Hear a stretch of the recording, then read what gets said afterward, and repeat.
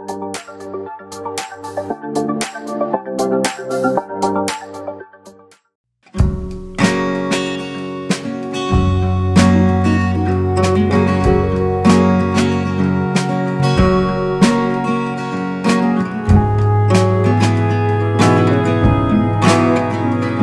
Lord. पुन्हा एकदा सर्वांचं मनःपूर्वक स्वागत. पास्टर मनोज तेलोरे मिनिस्ट्रीज या यूट्यूब चॅनलमध्ये.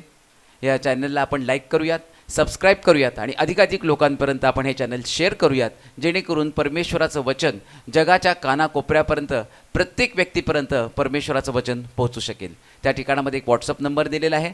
जर तुमच्या जीवनामध्ये जर काही प्रश्न असतील तर तुम्ही त्या व्हॉट्सअप नंबरवर तुम्ही कॉल करू शकता. त्याच्यावर तुमचे प्रश्न तुम्ही सांगू शकता. त्याचप्रमाणे जर तुमच्या जीवनामध्ये जर काही साक्ष घडली असेल तर ती देखील तुम्ही त्या व्हॉट्सअप नंबरवर सांगू शकता. जर तो नंबर लागला नाही, तुम्हाला जर काही प्रार्थना विनंती द्यायची असेल, तुम्हाला या ठिकाणामध्ये जर यायचं असेल तर मी तुम्हाला 4 नंबर सांगत आहे. त्या 4 नंबरवर तुम्ही कॉल करू शकता. त्यातला पहिला नंबर आहे 9860274141. दुसरा नंबर आहे 9850144151. तिसरा नंबर आहे 9730319999 आणि चौथा नंबर आहे 9922882179. या नंबरवर तुम्ही कॉल करू शकता. परमेश्वर अद्भुत कार्य करत आहे. आणि 18 फेब्रुवारी रोजी कुर्ला इथे पास्टरांची मीटिंग्स होते आणि त्या मीटिंगमध्ये सिस्टर वैजयंती गंगावणे त्या ठिकाणामध्ये आल्या होत्या आणि त्यांनी सांगितलं होतं की त्या नेहमी यूट्यूबवर पास्टरांचं वचन ऐकत होत्या, पण त्यांची इच्छा होती की त्यांनी समक्ष बसून पास्टरांचं वचन ऐकावं. आणि त्या मीटिंगच्याद्वारे त्यांना ती संधी मिळाली आणि बऱ्याच दिवसापासून त्यांच्या पोटाचं दुखणं होतं. ते पोटाचं दुखणं घेऊन त्या ठिकाणामध्ये आल्या होत्या. त्याचप्रमाणे त्यांची मुलगी देखील त्यांच्याबरोबर आली होती. त्या मुलीच्या डोळ्यातनं सतत पाणी वाहत होतं. तिला डोळ्याचा एक त्रास तो त्या ठिकाणामध्ये होत होता. त्या दोघी त्या ठिकाणामध्ये मीटिंगमध्ये आल्या होत्या आणि त्यांनी सांगितलं, आम्ही जेव्हा समक्ष पास्टरांचं वचन ऐकलं, हा एक नवीन अनुभव आम्हाला आला. आणि सभा संपल्यानंतर पास्टरांनी त्या दोघींसाठी प्रार्थना केली आणि त्यांनी सांगितलं की त्यांचं पोटाचं जे दुखणं होतं इतक्या दिवसापासूनचं ते पूर्ण बरं झालं. आणि एवढंच नाही तर त्यांच्या मुलीच्या डोळ्यातून जे पाणी येत होतं ते देखील त्या वेळेपासून थांबलं. आपण सर्व गौरव परमेश्वराला देणार आहोत. एक बहीण देखील त्या ठिकाणामध्ये आली होती 18 तारखेच्या मीटिंगलाच कुर्ला या ठिकाणामध्ये. आणि सभा संपल्यानंतर त्या बहिणीने सांगितलं की पास्टर त्याच्या डोक्यावर हात ठेवून प्रार्थना करत होते आणि प्रार्थना करत असताना त्या बहिणीला एक नवीन अनुभव त्या ठिकाणामध्ये आला. ते म्हटले, आत्तापर्यंत असं कधीच झालं नव्हतं. पास्टर प्रार्थना करत होते आणि ज्यावेळेस तिने डोळे मिटले त्यावेळेस त्या ठिकाणामध्ये सूर्यप्रकाशाच्या अशा सोनेरी किरणामध्ये येशूसारखं कोणीतरी तिच्याकडे येत आहे असं तिला त्यावेळी जाणवलं. आपण सर्व गौरव परमेश्वराला देणार आहोत.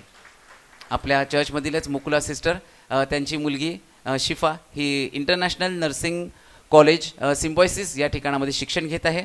आणि ज्यावेळेस तिची एक्झाम होती सेकंड इयरची आणि सेकंड इयरची एक्झाम तिने दिली आणि ज्यावेळेस तिथं रविवारी प्रत्येक वेळी येत असे, पास्टरांकडनं ती प्रार्थना करून घेत असे आणि तिचा देखील विश्वास परमेश्वरावर होता. पास्टरांनी वेळोवेळी तिच्यासाठी प्रार्थना केली आणि तिची सेकंड इयरची एक्झाम झाल्यानंतर युनिव्हर्सिटीमध्ये तिचा 3रा नंबर आला. म्हणून आपण सर्व गौरव परमेश्वराला देणार आहोत. त्याचप्रमाणे आपल्या चर्चमधील सिस्टर राजश्री आहेत, ते पुढे येतील आणि अगदी थोडक्यामध्ये आपली साक्ष सांगतील. या प्रेज लॉर्ड.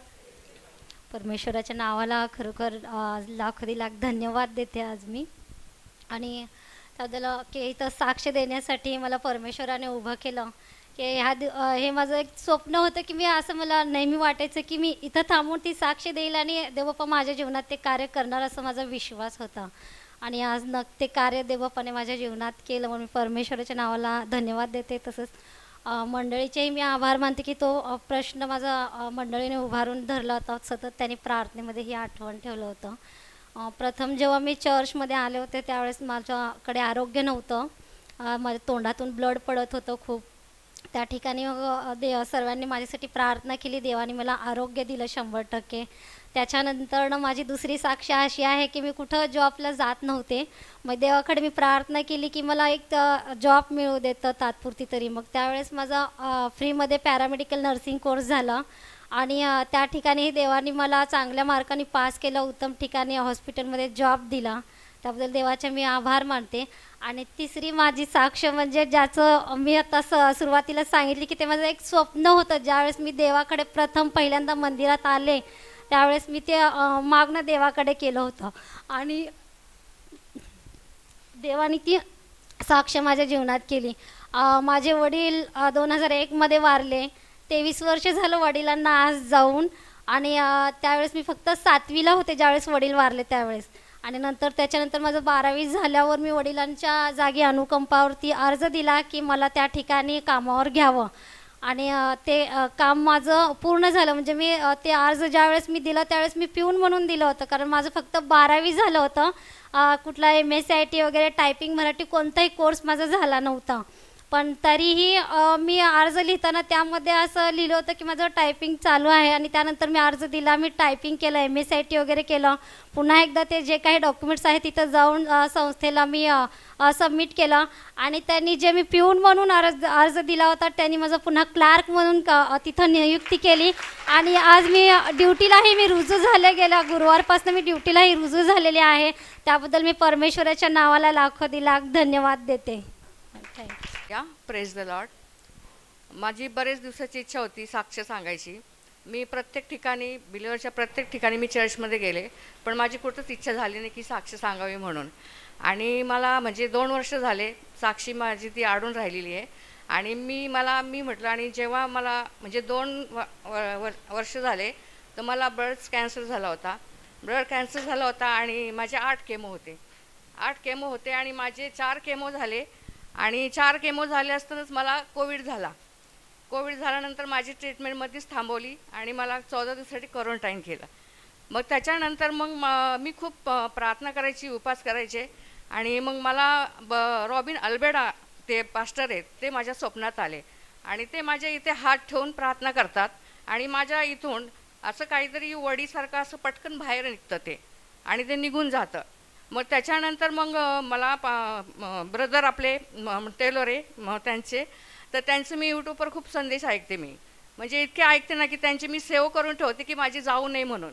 मग माझा मोबाईल हँग होतो की ते जाऊ नये म्हणून त्यांचे संदेश एवढे ऐकते ना, तर त्यांचे वचनांचे जे अर्थ सांगतात समजून, जे वचनाचा उलगाडा करतात तो मला इतक्या दिवस कळला नव्हता. कारण मी हिंदी प्रवचन ऐकायचे सगळ्यांचे, मराठीमुळं मला ते जास्त त्याचा उलगाडा झाला आणि मला जास्त ज्ञान भेटत गेलं. मग माझी इच्छा होती की जसं हन्नाचं हृदय येशूसाठी हे होतं, उत्साहात होतं, तसं माझं हृदय पण की मनोज पास्टर टेलर ह्यांच्यासाठी माझं उत्साहात होत होतं की कधी मी त्यांच्या चर्चला जाईल, कधी मी साक्ष देईल. आणि मी 2 वर्षासाठी माझी इच्छा होती की मी साक्ष देणार तर पास्टरांच्या चर्चमध्ये जाऊनच साक्ष देणार आहे. म्हणून मी प्रभूचे धन्यवाद करते आणि स्तुती करते प्रभूची की जसं प्रभू ख्रिस्त आपल्या पापांसाठी आपल्यासाठी क्रूसी गेला, मरण पावला आणि त्यांनी आपल्यासाठी फटके खाल्ले, तर त्याच्यामुळं मला फटके खाल्ल्यामुळं पण मला परमेश्वराने आरोग्य दिलं, मला आरोग्य मिळालं. म्हणून परमेश्वराचे मी आभार मानते, धन्यवाद करते, स्तुती करते. Thank you Jesus, thank you pastor. परमेश्वराच्या नावाला मी धन्यवाद देते. खरोखर परमेश्वर महान आहे. परमेश्वरानं आमच्या जीवनामध्ये अद्भुत कार्य केले. मी विट्यासनं आले, मला परिवारमधनं आहे. आणि ज्यावेळेस ही बाळ म्हणजे राहत नव्हतं त्यावेळेस आम्ही राहण्यासाठी पास्टरनं मेसेज केलेला की बाळ राहण्यासाठी आम्हाला म्हणजे तुम्ही प्रार्थना करा. तुम्ही योग्य म्हणून पाठवल्याबरोबर बाळ राहिल्यानंतर बाळ 5व्या महिन्यात डॉक्टरने सांगितले की त्याच्या मेंदवाला रक्त पोचत नाही आणि ती बाळ खाली करायला लागली.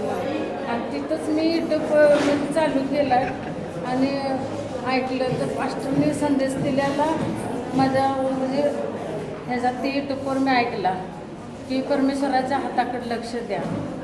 परमेश्वराने इतकं महान कार्य केलं. मी डॉक्टरनं म्हणलं, पास्टर म्हणजे त्या संदेशमध्ये सांगत होतं डॉक्टर कोण आहे, परमेश्वर आपला मोठा आहे, परमेश्वराकडे लक्ष द्या. डॉक्टर काय बी सांगेल, बाळाच्या मेंदवाला नाही रक्त पोचल नाही, काय होईल, कसं आहे, असं आहे, पण परमेश्वर आपला लय महान आहे. ज्याला जन्माला घातले त्याच्याकडे आपली दृष्टी लावा. आणि त्याच वेळेस आम्ही परमेश्वराकडे दृष्टी लावली. आज बाळ परमेश्वराला व्यवस्थित जन्माला घातले, म्हणून परमेश्वराच्या नावाला मी कोटी कोटी धन्यवाद देते. परमेश्वराच्या अद्भुत वचनाची वेळ असताना आपण जोरदार आणि स्वागत करूयात पास्टर मनोज देलोरे यांचं. ख्रिस्त येशूमध्ये आपल्या सर्वांचं पुन्हा एकदा स्वागत करतो. महिमा देतो प्रभूला, कारण तो काल आज युगानुयुग एकसारखा आहे. तो कधी न बदलणारा देव आहे. पुष्कळ लोक या दिवसामध्ये देवाच्या वचनानं आशीर्वादित होत आहे. आणि हे करत असताना देवाला त्याच्या मनातल्या गोष्टी लोकांना सांगायच्या असतात. पण कधी कधी सेवक म्हणून आम्हाला असं वाटतं की आम्ही आमच्या मनातलं जाऊन सांगावं. आणि तीच घटना घडली. कुर्ला आणि कुठलं अंबरनाथ 2 ठिकाणी सभा होत्या. परंतु कुर्ल्याच्या सभेसाठी देव मला सांगत होता की तुला रुथच्या पुस्तकामधनं जाऊन सांगायचंय. पण मी मनाचा हट्ट धरला आणि एक वेगळा स्टडी त्यांच्यासाठी करून घेतला आणि निघालो. आणि प्रभू मला सारखं सांगत होता की याच्यात तुला बोलायचंय, त्याविषयीच तुला सांगायचंय. परंतु चांगल्या नोट्स तयार केल्या आणि ज्या नोट्स अंबरनाथला पाहिजे त्या मिळाल्या. लोक आशीर्वादित झाले, पुष्कळ लोक. कुणीतरी मला सांगितलं तुम्ही असं जवळून गेला तर प्रभूनं तिथंच आम्हाला आरोग्य दिलं. आम्हाला अनुभव आला की देव त्या ठिकाणात त्याचं सामर्थ्य प्रगट करत आहे. खूप सुंदर सभा झाल्या. मग तिथून आम्ही धावत पळत, ठिकाणं खूप लांब लांब होती. मग दुपारची सभा, सकाळचं तिथून निघालो आम्ही अंबरनाथवरून आणि कुर्ल्यामधली सभा त्या ठिकाणामध्ये मास्टर विल्सनच्या चर्चमध्ये दुपारी जायचं होतं. परंतु जाता जाता एवढे प्रॉब्लेम की ट्रॅफिक जाम. तिथं चर्च चालू झाले, त्यांचं चर्च 2ला चालू आहे. आम्हाला 2:15 झालं पण आमची गाडी पुढं सरकना. मग रिक्षात आम्ही बसलो आणि त्यांच्या चर्चमध्ये गेलो. धावत पळत त्यांचं चर्च कसं तरी 3:30ला तिथं पोचलो. 5:45ला त्यांच्या चर्चमध्ये निघालो. 6:30ला संध्याकाळची मीटिंग. आणि मग कपडे चेंज करावेत नाही करावेत, पोरांनी तसेच कपडे घातले. आता मला तर तिथं चेंज करणं भाग आहे, मी ते चेंज केलं. आणि मग ट्रॅफिक आहे म्हणून आम्ही रिक्षामध्ये बसलो. आणि मग एका रिक्षामध्ये पोरं बसले, दुसऱ्या रिक्षामध्ये मी बसलो आणि निघालो मीटिंगला. मी मीटिंगमध्ये जाऊन पोचलो आणि पोचल्यावरती मग तिथून अनाऊन्समेंट करायला लागले की पास्टर बरोबर आलेली 2 मुलं पुढे येतील आणि त्यांचा सत्कार स्वीकारतील. दोघांचा तपास नाही. दोघं दिसले नाही. बरोबर मला कळलं बॅग रिक्षामध्ये विसरली. आणि मग आता मला मोठा प्रश्न पडला की सांगायचं काय. तेवढ्यात मला आठवलं तुला एस्तेर रुथच्या पुस्तकातनं सांगायचंय, ते तू काढ. मग ज्यांनी भरवली ती मीटिंग ते घाबरले. पास्टर बॅग नाही, बायबल नाही, द्या तुमचं बायबल. आणि त्या बॅगमध्ये जवळजवळ डोनेशन दिलेली लोकांनी 90,000, 2 मोबाईल, त्यानंतर 2 ATM, आईचं पण माझं पण, पॅन कार्ड, आधार कार्ड आणि सगळ्यात महत्त्वाच्या मी काढलेल्या सुंदर नोट्स. मी त्या बाजूच्या माणसाला म्हटलं मला पैसे गेले तर काही प्रश्न नाही, पैसे मला देव देईल कुठून पण, बाकीचं सगळं काढ. पण नोट्स माझ्या डोक्यातनं एकदा गेले की ते परत येत नाही. कारण मला माहिती मी एक उपदेश सांगितल्यावर परत त्या वाटेला पण जात नाही. तर म्हटलं ते मिळायला पाहिजे. ते सगळे पाळक लोक, अहो मिळणार होते, सगळं मिळणार, तुम्ही काळजी करू नका, तुम्ही वचन सांगा. आणि मी त्याचं टेन्शन घेतलं नाही. मला माहिती की आत्तापर्यंत प्रभूनं अद्भुत चालवलं, ते प्रभू पुरवणार. पूर्वविचारे आपले पोलीस घेऊन हे घेऊन या टीव्हीमध्ये त्या टीव्हीमध्ये त्यांचं धावपळ धावपळ धावपळ धावपळ. आणि मी इकडं वचन सांगायला सुरुवात. इतकी सुंदर सभा झाली. आणि सभा संपल्यावर माझ्या डोक्यामध्ये येत होतं, समजा एखाद्या व्यक्तीला ती बॅग जरी सापडली तर तो कॉन्टॅक्ट कसा करणार. कारण माझ्या मोबाईलमध्ये जवळजवळ 7 ते 8 हजार कॉन्टॅक्ट्स आहेत. Aचे 200-400, Bचे 400-500, Cचे 7-8. आता करणार कसं म्हटलं तो. मी म्हटलं आता घडला तर मिरॅकलच. कारण 80-90 हजाराचं बंडल त्याच्यामध्ये, 50,000 एका व्यक्तीने अंबरनाथला गेल्यावर ती व्यक्ती आलेली. म्हटलं आम्ही तुमच्या चर्चसाठी ठेवलेले आहेत. मला माझ्या पण पैसे, डिझेलचे पैसे त्याच्यातच, येताना यायचं म्हटलं तर डिझेल पण त्याच्यामध्ये. सगळं एकदम ब्लॉकच झालेलं की आता पुढं काय करायचं. परंतु एक आतमध्ये मी निवांत होतो की नाही, सगळं एकदम शांतता होती. परंतु मनामध्ये विश्वास होता कुठं तरी प्रभू काहीतरी मिरॅकल करेल, काहीतरी करणार आहे. लोक सांगत होते की मिळणार आहे. पण त्याच्या अगोदर आम्हाला कळलं, तिथं सांगितलं ते म्हटलं अहो इथं चप्पल सुद्धा ठेवत नाहीत लोक. ज्या एरियामध्ये तिथं बाहेर चप्पल ठेवलेली पण काढून घेऊन जातात. आणि त्याची साक्ष इथं म्हटलं एवढे भुरटे आहेत की दवाखान्यामध्ये तो बिचारा केस पेपर काढणारा व्यक्ती तो केस पेपर काढोपर्यंत खिशातनं हात घालून त्याचा मोबाईल काढतो. आता एवढ्या स्टोऱ्या ऐकल्यावर बॅग मिळण्याची आशा काय, पैसे तर एवढे मोठे आहेत, माझं बायबल पण आहे. पण एक आशा होती, काही जरी नसलं ना, या बायबलमुळं समोरचा व्यक्ती बदलेल, त्याच्या मनात प्रभू काम करेल. आणि घडलं तसंच.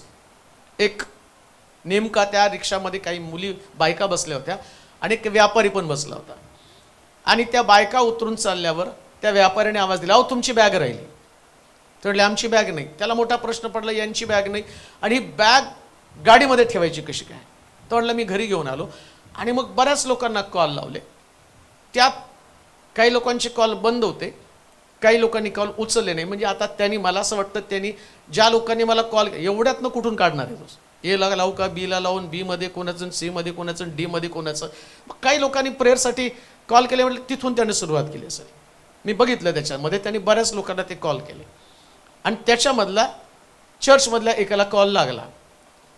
आणि मी त्याच्या अगोदर ग्रुपवरती याच्यासाठी टाकायला लावलं होतं की बाबा ग्रुपवरती मेसेज टाक, बॅग हरवली, कोणी मेसेज करू नका किंवा कॉल करू नका. माझा उद्देश काय होता, समजा कोणी मेसेज केला आणि चोराला सापडलं तर तो माझ्या मॅचवरून मेसेज करेल की मला पैशाची गरज आहे, तुम्ही पाठवा, मग तुमचे पैसे काढून घेतील. या उद्देशाने मी अगदी सिस्टमॅटिक डोकं शांत ठेवून म्हटलं नाही, एक मेसेज तिथं करावं. ग्रुपवरती पडला. ग्रुपवरती पडल्यावर सगळे प्रार्थना करायला लागले.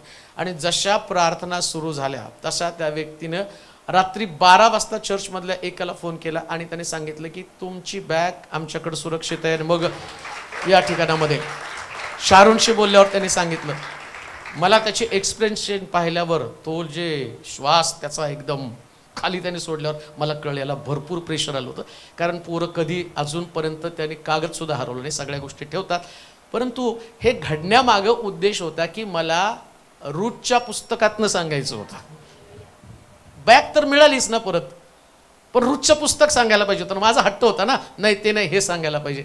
कधी कधी देव शिकवतो, जे सांगतो ते कर. आणि एक गोष्ट ध्यानात ठेवा, देव एवढं सुद्धा नुकसान होऊ देत नाही.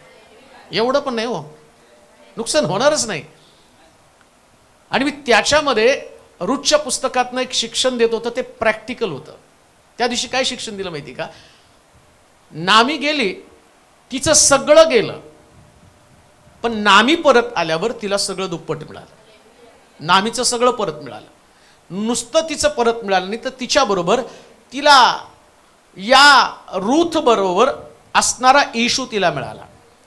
आणि हे सांगायला लागलो. हे सांगायला लोकाला इतकं, म्हणजे आता लोकाला ते प्रॅक्टिकल द्यायचं होतं, तुमचं हरवलेलं तुम्हाला परत मिळणार. आणि दुसऱ्या दिवशी मी ज्या तिथं गेलो तर ते म्हटले, अहो देवाचं वचन आहे तसं सत्य आहे, म्हणून लक्षात ठेवा, पॅनिक होऊ नका. जीवनामध्ये कधी पॅनिक व्हायचं नाही, कधी घाबरून जायचं नाही की आता काय होणार. प्रभू करतो त्याच्या मागं चालत राहा. आणि म्हणून पुष्कळ लोकांना देवाच्या वचनातनं शिकवण्यासाठी काही घटना जीवनामध्ये घडत असतात. आणि त्या घटनेचं साक्षीदार आम्ही बनावं, आम्ही साक्षीदार बनावं. मला असं वाटतं की याच्यापेक्षा मोठा मिरेकल मी जीवनात, माझ्या जीवनात नाही पाहिला, माझ्या स्वतः संबंधानं, की सगळं गेलेलं. बरं तो व्यापारी पुढच्यांचा व्यापारी होता आणि तो व्यापारी फोन करून सांगतो, साहेब काळजी करू नका, तुमचा एक कागद, तुमचं सगळं मी बघितलंय. म्हटलं मला तर एवढी चिंता लागली होती की आईची पण पेन्शन खाली आणि माझं पण पासबुक खाली होणार होतं. का?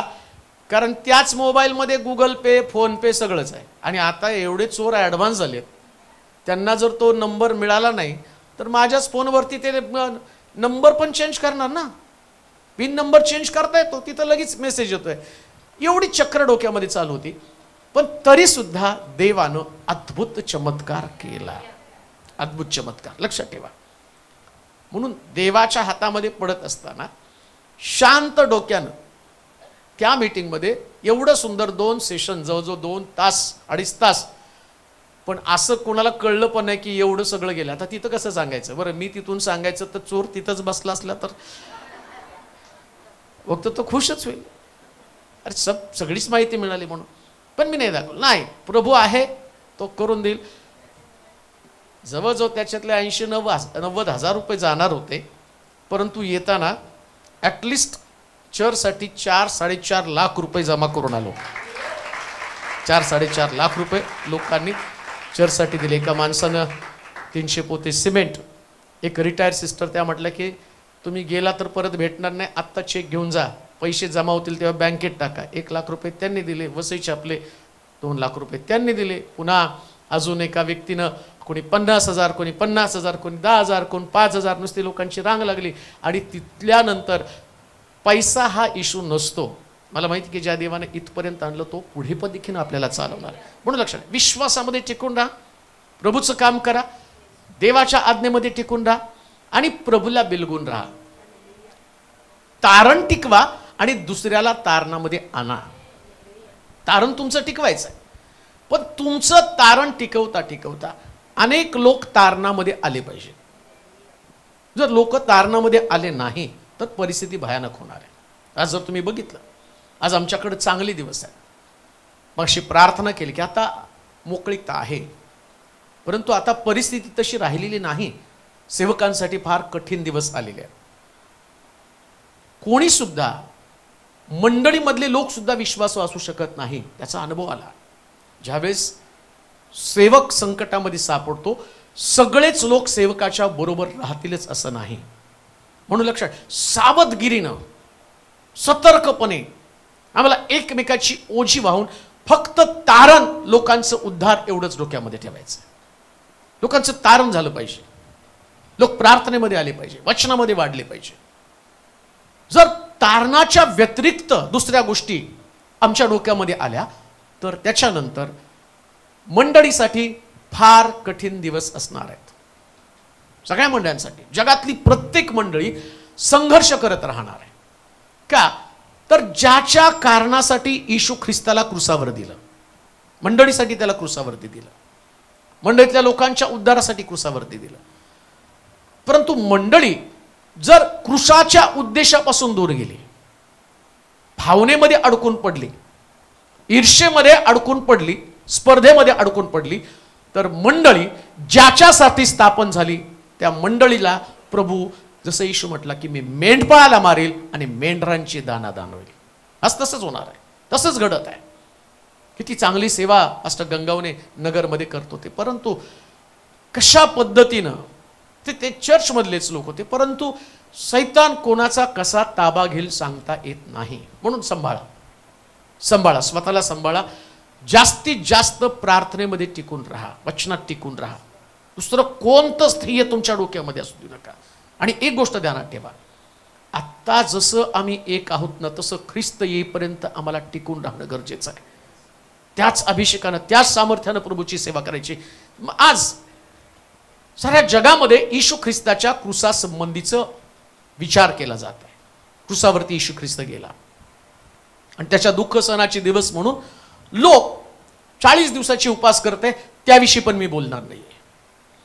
परंतु आम्ही जे विश्वासणारे लोक, ज्यांनी सत्य स्वीकारलं, ज्याने ख्रिस्ताचा वधस्तंभ समजून घेतलेला आहे आणि तो वधस्तंभ साऱ्या जगाला आकर्षित करत आहे. ऐका, सगळ्या जगाला, जगातल्या प्रत्येक व्यक्तीनं या वधस्तंभाकडे यावं या उद्देशानं तो क्रुसाकडे गेलेला आहे.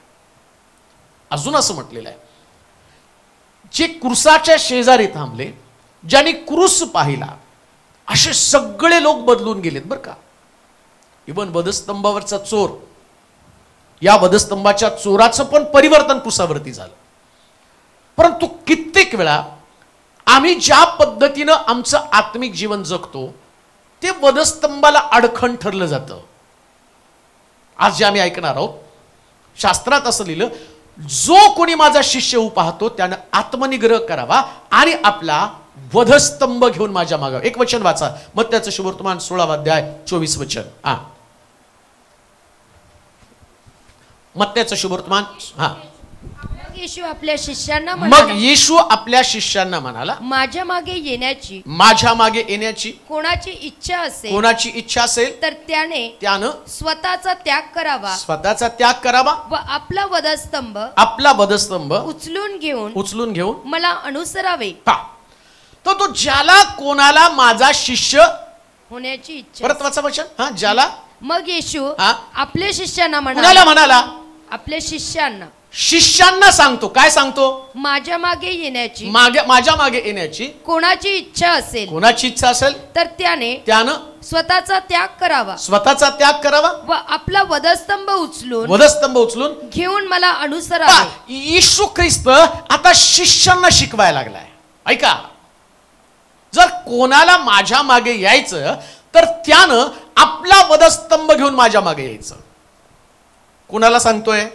शिष्य. आता शिष्य म्हणजे जे देवाचं वचन शिकलेत, ज्यांना त्याने वेगळं केलं, ज्यांच्यावरती तो जबाबदारी सोपवत आहे, जे येशूचे सोबती आहेत, ज्यांच्यावरती त्यांनी संस्कार केले, ज्यांना गुज आणि रहस्य उलगडून सांगितले, ते शिष्य. त्या शिष्याला तो काय सांगतो? जर कोणाला माझ्या मागे यायचं, याचा अर्थ ज्याला नाही यायचं त्याने, पण त्याला वाटतं ना सगळ्यांनी यावं.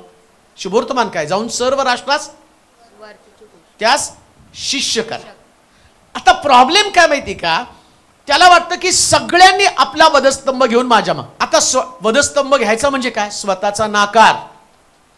असंच लिहिलं ना तिथं, स्वतःचा. वाचा.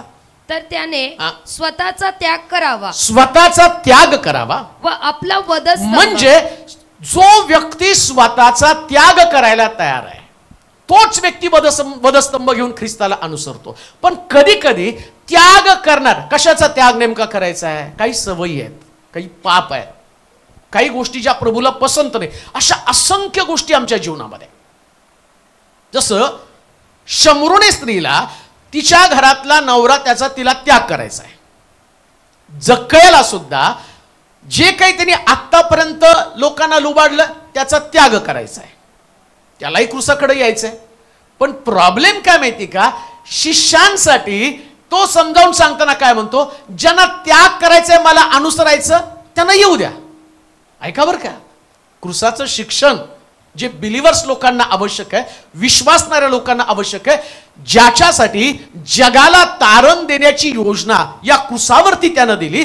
आणि तो म्हणतो की ज्याला माझ्या मागे यायचंय त्याला येऊ द्या.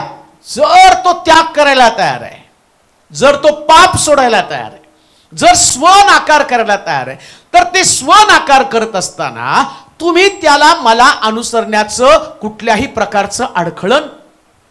ऐका, आता तुम्हाला कळेल पुढं पुढं कसं आम्ही वधस्तंभासाठी अडखळण ठरतो.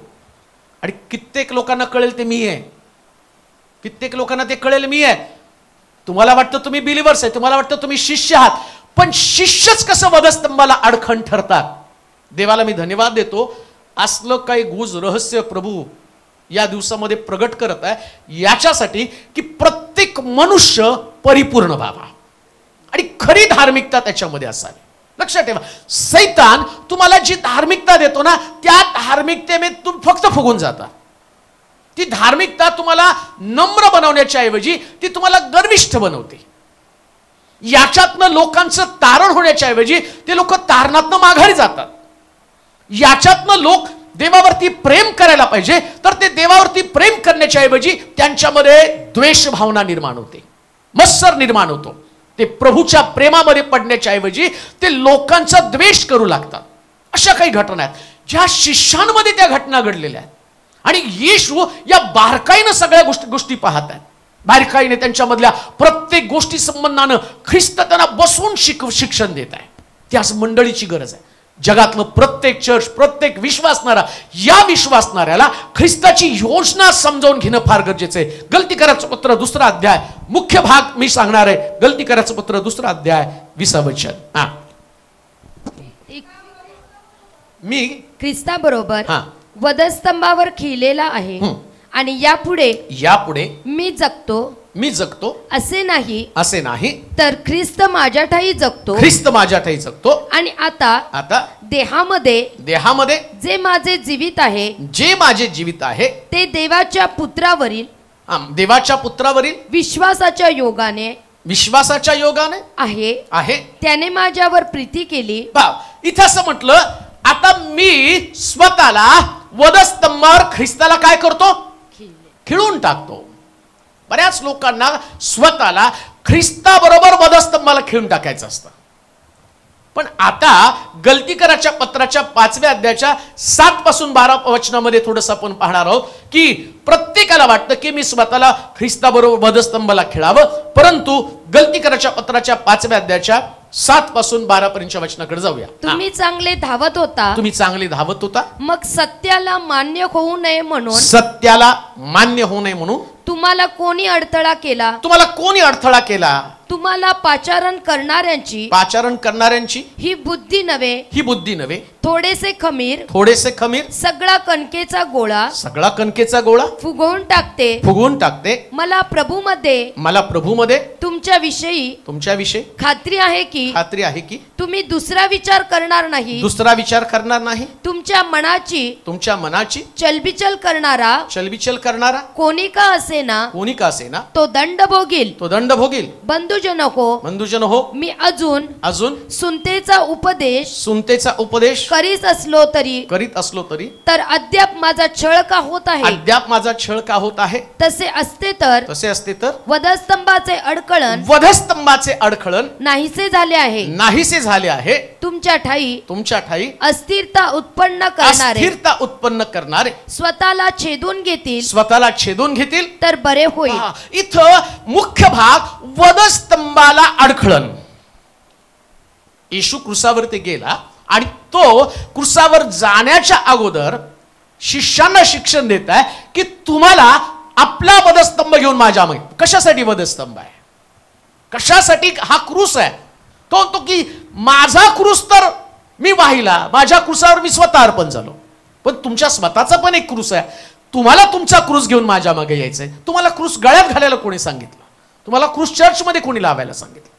मुळात प्रॉब्लेम काय, तुम्हाला क्रूस ना चर्चमध्ये ठेवायचा ना गळ्यात घालायचा, तुम्हाला तुमचा क्रूस घेऊन जायचा. म्हणजे काय, तुम्हाला स्वतःचा नाकार करायचंय आणि तुमचं स्व पण क्रूसावरती देऊन टाकायचं. ऐका बरं का, अडखळण काय ते मी तुम्हाला सांगतो. वधस्तंभाचं पहिलं अडखण कोणतं आहे की तो म्हटला असं नसतं तर माझं वधस्तंभाचं अडखण नाहीसं झालं असतं, पण माझं वधस्तंभाचं अडखण नाहीसंच झालं नाही. आता पौलाला वधस्तंभाचं अडखण आहे सेवा करणाऱ्याला. ऐका बरं का, काय मी त्याच्यामध्ये वाचत होतो ना, सहज काय सांगावं. आता 40 दिवस आहे तर लोकाला त्यांना लागतच ना, शेवटी धरू नका म्हणलं तर ते ऐकणार नाही, ते धरणार. बरं, आता त्यांनी धरलं तर ते काय नरकात पण जाणार नाही बरं का, आणि ते धरले तर स्वर्गात पण जाणार नाही. म्हणजे आता हे ज्याचा त्याचा प्रश्न आहे. धरायचं उपाशी राहायचं तर राहा, नाही धरायचं खाय प्यायचं तर खा, प्रश्न तो नाही. खा किंवा नका खाऊ. उपास धरला तर तुम्हाला कोण म्हणणार नाही की बाबा चल इथं कशाला उपास धरून, म्हणून तिथून पण हकलणार नाही. आणि स्वर्गात पण म्हणणार नाही काय 40 दिवस उपास करून आला का, असं केलं का, तिथूनही बाहेर काढणार नाही. आणि 40 दिवस उपास केले म्हणून तिकडं तो पण म्हणणार नाही या 40 दिवस उपास केले स्वर्गात आहे. स्वर्गामध्ये येण्यासाठी मुख्य आवश्यक गोष्ट तुम्ही स्वतःला क्रुसिफाय करायचंय बस. बरं, आता शिष्यांना तो सांगतो बऱ्याच लोकांना मला अनुसरायचंय, पण बरेच लोक वधस्तंभाला अडखण करत आहे. जे पौल म्हणत आहे, पौलाला जो अनुभव आला तो म्हणतो तसाच अनुभव प्रत्येक मंडळीमध्ये असणार आहे, प्रत्येक चर्चमध्ये. जसं येशूच्या काळामध्ये तसं प्रत्येक. आता झालं काय माहिती का, जे मुख्य भाग आहे तेच लोक विसरून गेले. मुख्य भाग काय, वधस्तंभाचं अडखण शोधलं पाहिजे, त्याच्याकडे कोणी शोधायला तर ते अजून पण वधस्तंभ येशूचा क्रूसावरती गेला, दुःख सहनाचे दिवस, त्याच्याकडे लोक अडकून पडलेले आहेत. पण वधस्तंभाला अडखळण होत आहेत ते लोक, ते कोण लोक आहेत त्याचा शोध नाही त्याने घेतला. आणि त्या कॅरेक्टरमध्ये मी पण आहे हे मला कळतच नाही ना, का तर मी शास्त्र वाचत नाही. आम्ही शास्त्र प्लेन वाचतो आणि आम्हाला जे शास्त्र लागतं ते परमेश्वर माझा मेंढपाळ आहे, मला काही होणं पडणार नाही, हिरव्यागार कुर्णातनं मी जातो, मृत्यू छायेच्या दरीतून जात असलो तरी मी, तो माझा जेव्हा जायरा, माझा प्रोव्हायडर, तो माझा अमका, तो माझा तमका, इथपर्यंत आम्ही आमच्या बायबलला मर्यादित करून ठेवलं. पण स्पिरिच्युअल ग्रोथ, आत्मिक तुमची वाढ जी आहे, त्या आत्मिक वाढी संबंधानं जो परिपूर्ण विश्वासणारा तुम्ही बनायचंय, परिपूर्ण विश्वासणारा. आणि परिपूर्ण विश्वासणारा बनण्यासाठी इकडे येशू ख्रिस्त, मला वाटते 7 वचन वाचता का, 7 वचन अडखणा संबंधाने मी पाहणार आहोत. तुम्ही चांगले धावत होता, हा तुम्ही चांगले धावत होता, मग सत्याला सत्याला मान्य होऊ नये म्हणून तुम्हाला कोणी अडथळा केला? कोणी अडखळा केला? कोणी अडखळा केला? बघा, कोणी अडखळा केला? तुम्हाला पाचारण करणाऱ्याची हा. ही बुद्धी नव्हे, ही बुद्धी नव्हे, थोडेसे खमीर, थोडेसे खमीर, सगळा कणकेचा गोळ. आता वधस्तंभाचं पहिलं अडखण कोणतं? तर खमीर. कोणतं अडखण हो? तो पहिले तुम्ही चांगले धावत होता. म्हणजे काय, जेव्हा तुम्ही तारणामध्ये येता त्यास तुम्ही एक आत्मिक व्यक्ती म्हणून धावायला सुरुवात करा. तुमच्या डोक्यात दुसरं काहीच नसतं. तुम्ही सामान्य व्यक्ती म्हणून मंदिरामध्ये येता, सामान्य व्यक्ती म्हणून चर्चमध्ये वावरता. आता बघा, येशू ख्रिस्ताला क्रुसावरती अर्पण करण्यासाठी 3.5 वर्षाचं ट्रेनिंग घेतलेला यहुदा, त्या यहुदाला त्यांनी निवडलं. कुणाला निवडलं? मग यहुदा आधी चांगला धावत नव्हता का? यहुदामध्ये आलं कस काय हे? येशू ख्रिस्ताला नाकारण्यासाठी सगळ्यात जवळचा व्यक्ती, शिव्या द्यायला सगळ्यात जवळचा व्यक्ती कोण? पेत्र. 3.5 वर्षाचं ट्रेनिंग त्याचं झालेलं आहे. म्हणजे बघा, हा सैतान एवढ्या चांगल्या लोकांना सोडत नाही. तुम्हाला सोडेल का हो? तुम्ही तर म्हणता आम्ही एवढे वर्ष धावत आहोत, पण तुमच्या धावण्याला जे तुम्ही सरळ धावायला पाहिजे ना, ते सरळ धावायचं सोडून जो खमीर तुमच्यामध्ये येतं, आणि हे खमीर अनेक लोकांना वधस्तंभाचं अडखण ठरतं. काय खमीर आहे? कोणतं खमीर आहे? मार्काचं शुभवर्तमान 8 अध्याय 15 वचन वाचा. मार्क शुभवर्तमान. कोणतं खमीर आहे? जे विश्वासणाऱ्यांमध्ये सुद्धा येतं, आणि येशू ख्रिस्तानं त्याच्या संबंधानं त्याच्या शिष्यांना सुद्धा तो सावधगिरीचा इशारा दिलेला आहे. मार्काचं शुभवर्तमान 8 अध्याय 15 वचन. मग त्यानं त्यास निक्षून सांगितले की, त्यानं निक्षून सांगितलं की, सांभाळा पुरुषांचे खमीर व हेरोदाचे खमीर याविषयी जपून राहा. कोणतं खमीर? पुरुषांचे दुसरं कोणतं? हेरोदाचे खमीर. आता तो पुरुषाचं पण खमीर सांगतो, आणि हेरोदाचे पण हेरोदाचं खमीर म्हणजे त्याचं पाप आहे हो.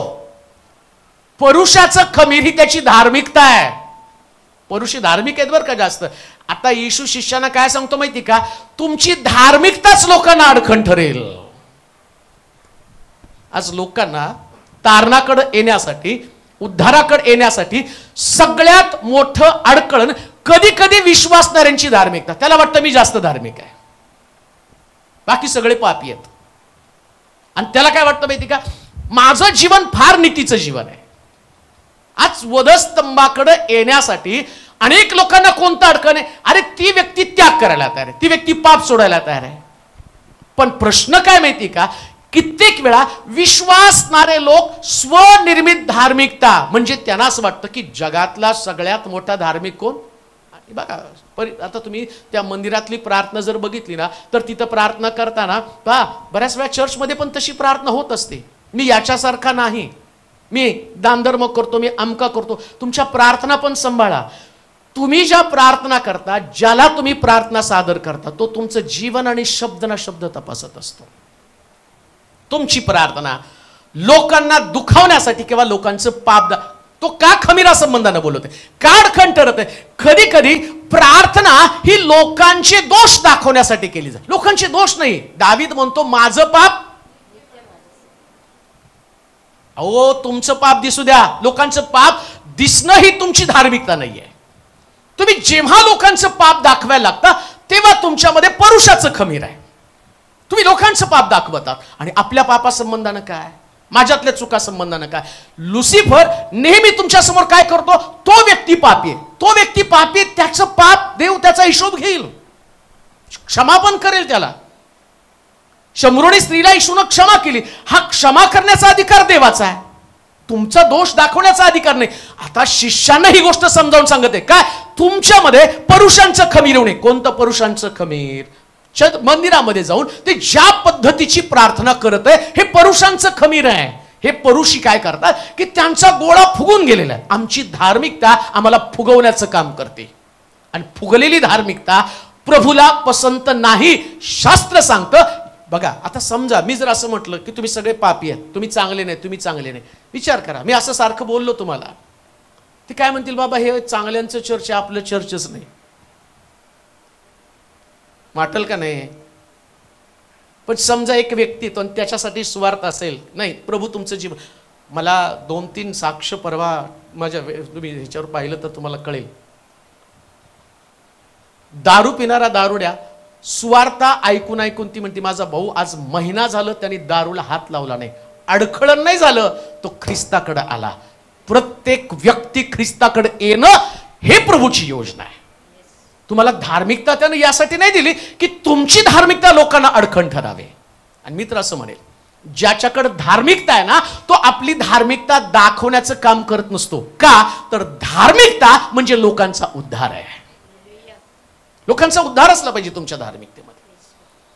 तुम्ही लोकांना धार्मिकता दाखवताना लोक कमी आहेत आणि तुम्ही चांगले आहात हे पुरुषांचं खमीर आहे. कान देऊ नाही का? पुरुषांच्या खमीरा संबंधानं तुम्ही सावध राहा म्हटलं. थोडस खमीर सगळा कणकेचा गोळा फुगून टाकतं, ते तुम्हाला फुगवतं.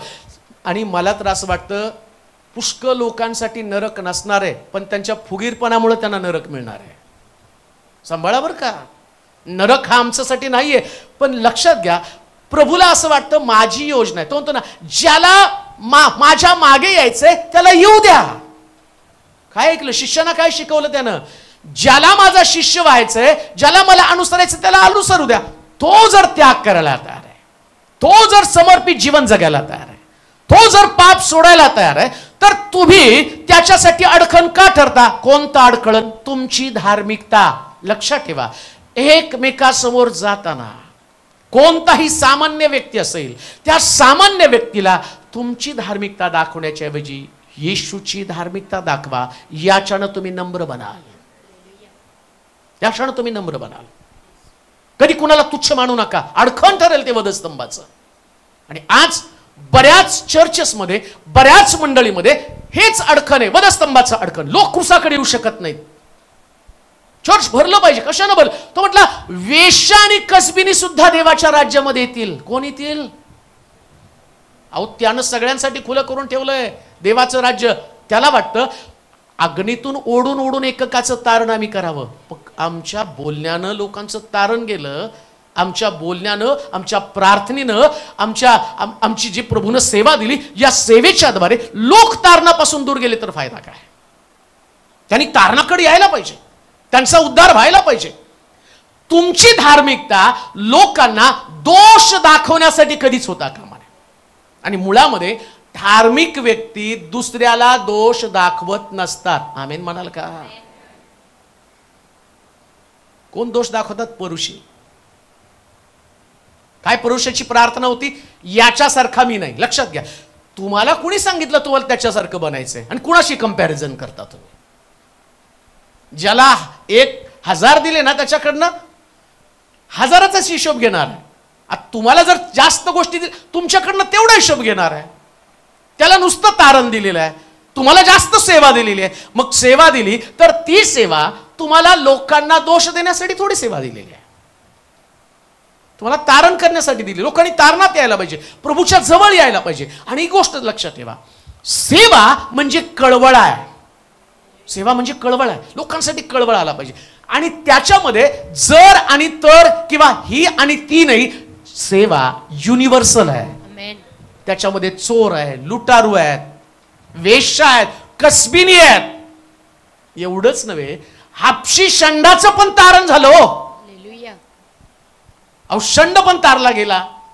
आता बोला, ज्याला कोणी जवळ सुद्धा करू शकत नाही तो शंड त्याचं तारण झालेलं आहे. मग तारण करताना बायबलमध्ये सगळ्या व्यक्तीला धरून तारण ठेवलेलं आहे.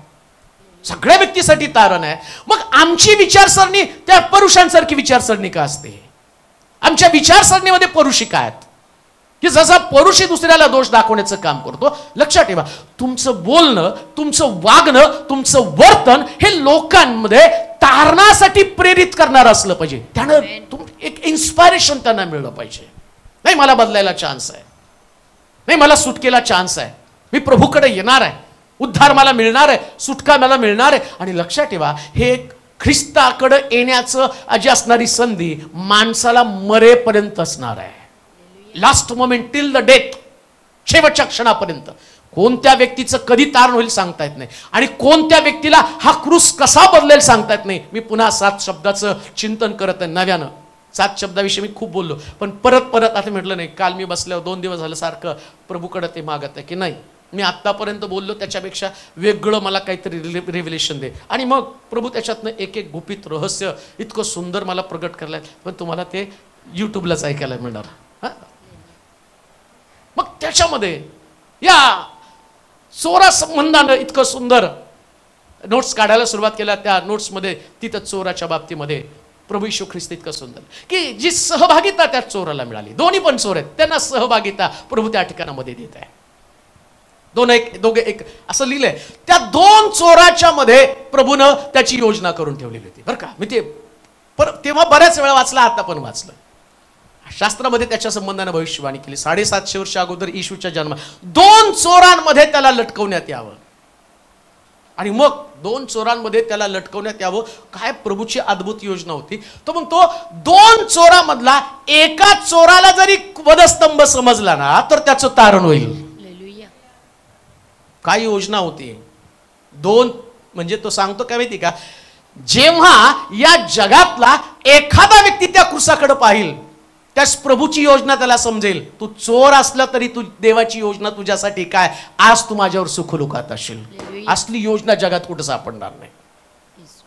सगळ्यांसाठी योजना होती, पण चोरासाठी पण योजना त्या वधस्तंभावरती करून ठेवली. चोरासाठी योजना, दोघांच्या मध्ये त्याला लटकावं. काय बायबल कसलं सुंदर पवित्र शास्त्रामध्ये देवाची योजना त्याने समजावून सांगितली. चोरांसाठी पण योजना करून ठेवली. येशू ख्रिस्ताला क्रूसावरती लटकून 2 चोराच्या मध्ये त्याचा वधस्तंभ. कशासाठी? चोराला कळलं पाहिजे या वधस्तंभावर एक तारणार आहे, आणि हा तारणारा तुला सुद्धा उद्धार देण्यासाठी समर्थ आहे.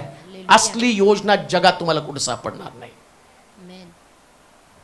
प्रत्येकासाठी योजना, चोरासाठी योजना, व्यभिचार करणाऱ्यासाठी योजना. आता येशू काय म्हणतो, जर कोणी माझा शिष्य होऊ पाहतो, मला अनुसरतो, आणि तो आपला वधस्तंभ घेऊन माझ्या मागे येत असेल तर त्याला येऊ द्या. म्हणजे ही गोष्ट विश्वासणाऱ्याला समजली पाहिजे, प्रत्येक व्यक्तीसाठी देवाची योजना आहे. तुम्ही कोणाच्या योजना हिरावून नाही घेऊ शकत. आम्ही कोण आहोत त्याच्या योजना हिरावून घेऊन टाकायला? आम्ही का त्याला त्या ठिकाणामध्ये अशा पद्धतीने म्हणू शकतो की तू पापी आहे? नाही, कोण पापी नाही, मी पहिल्यांदा पापी. पौल पाप्यांचा विषय, आता बघा पौल जे काही लिहितो ना त्या ठिकाणामध्ये पाप्यांची चर्चा खूप झाली, आणि इतकी चर्चा झाली.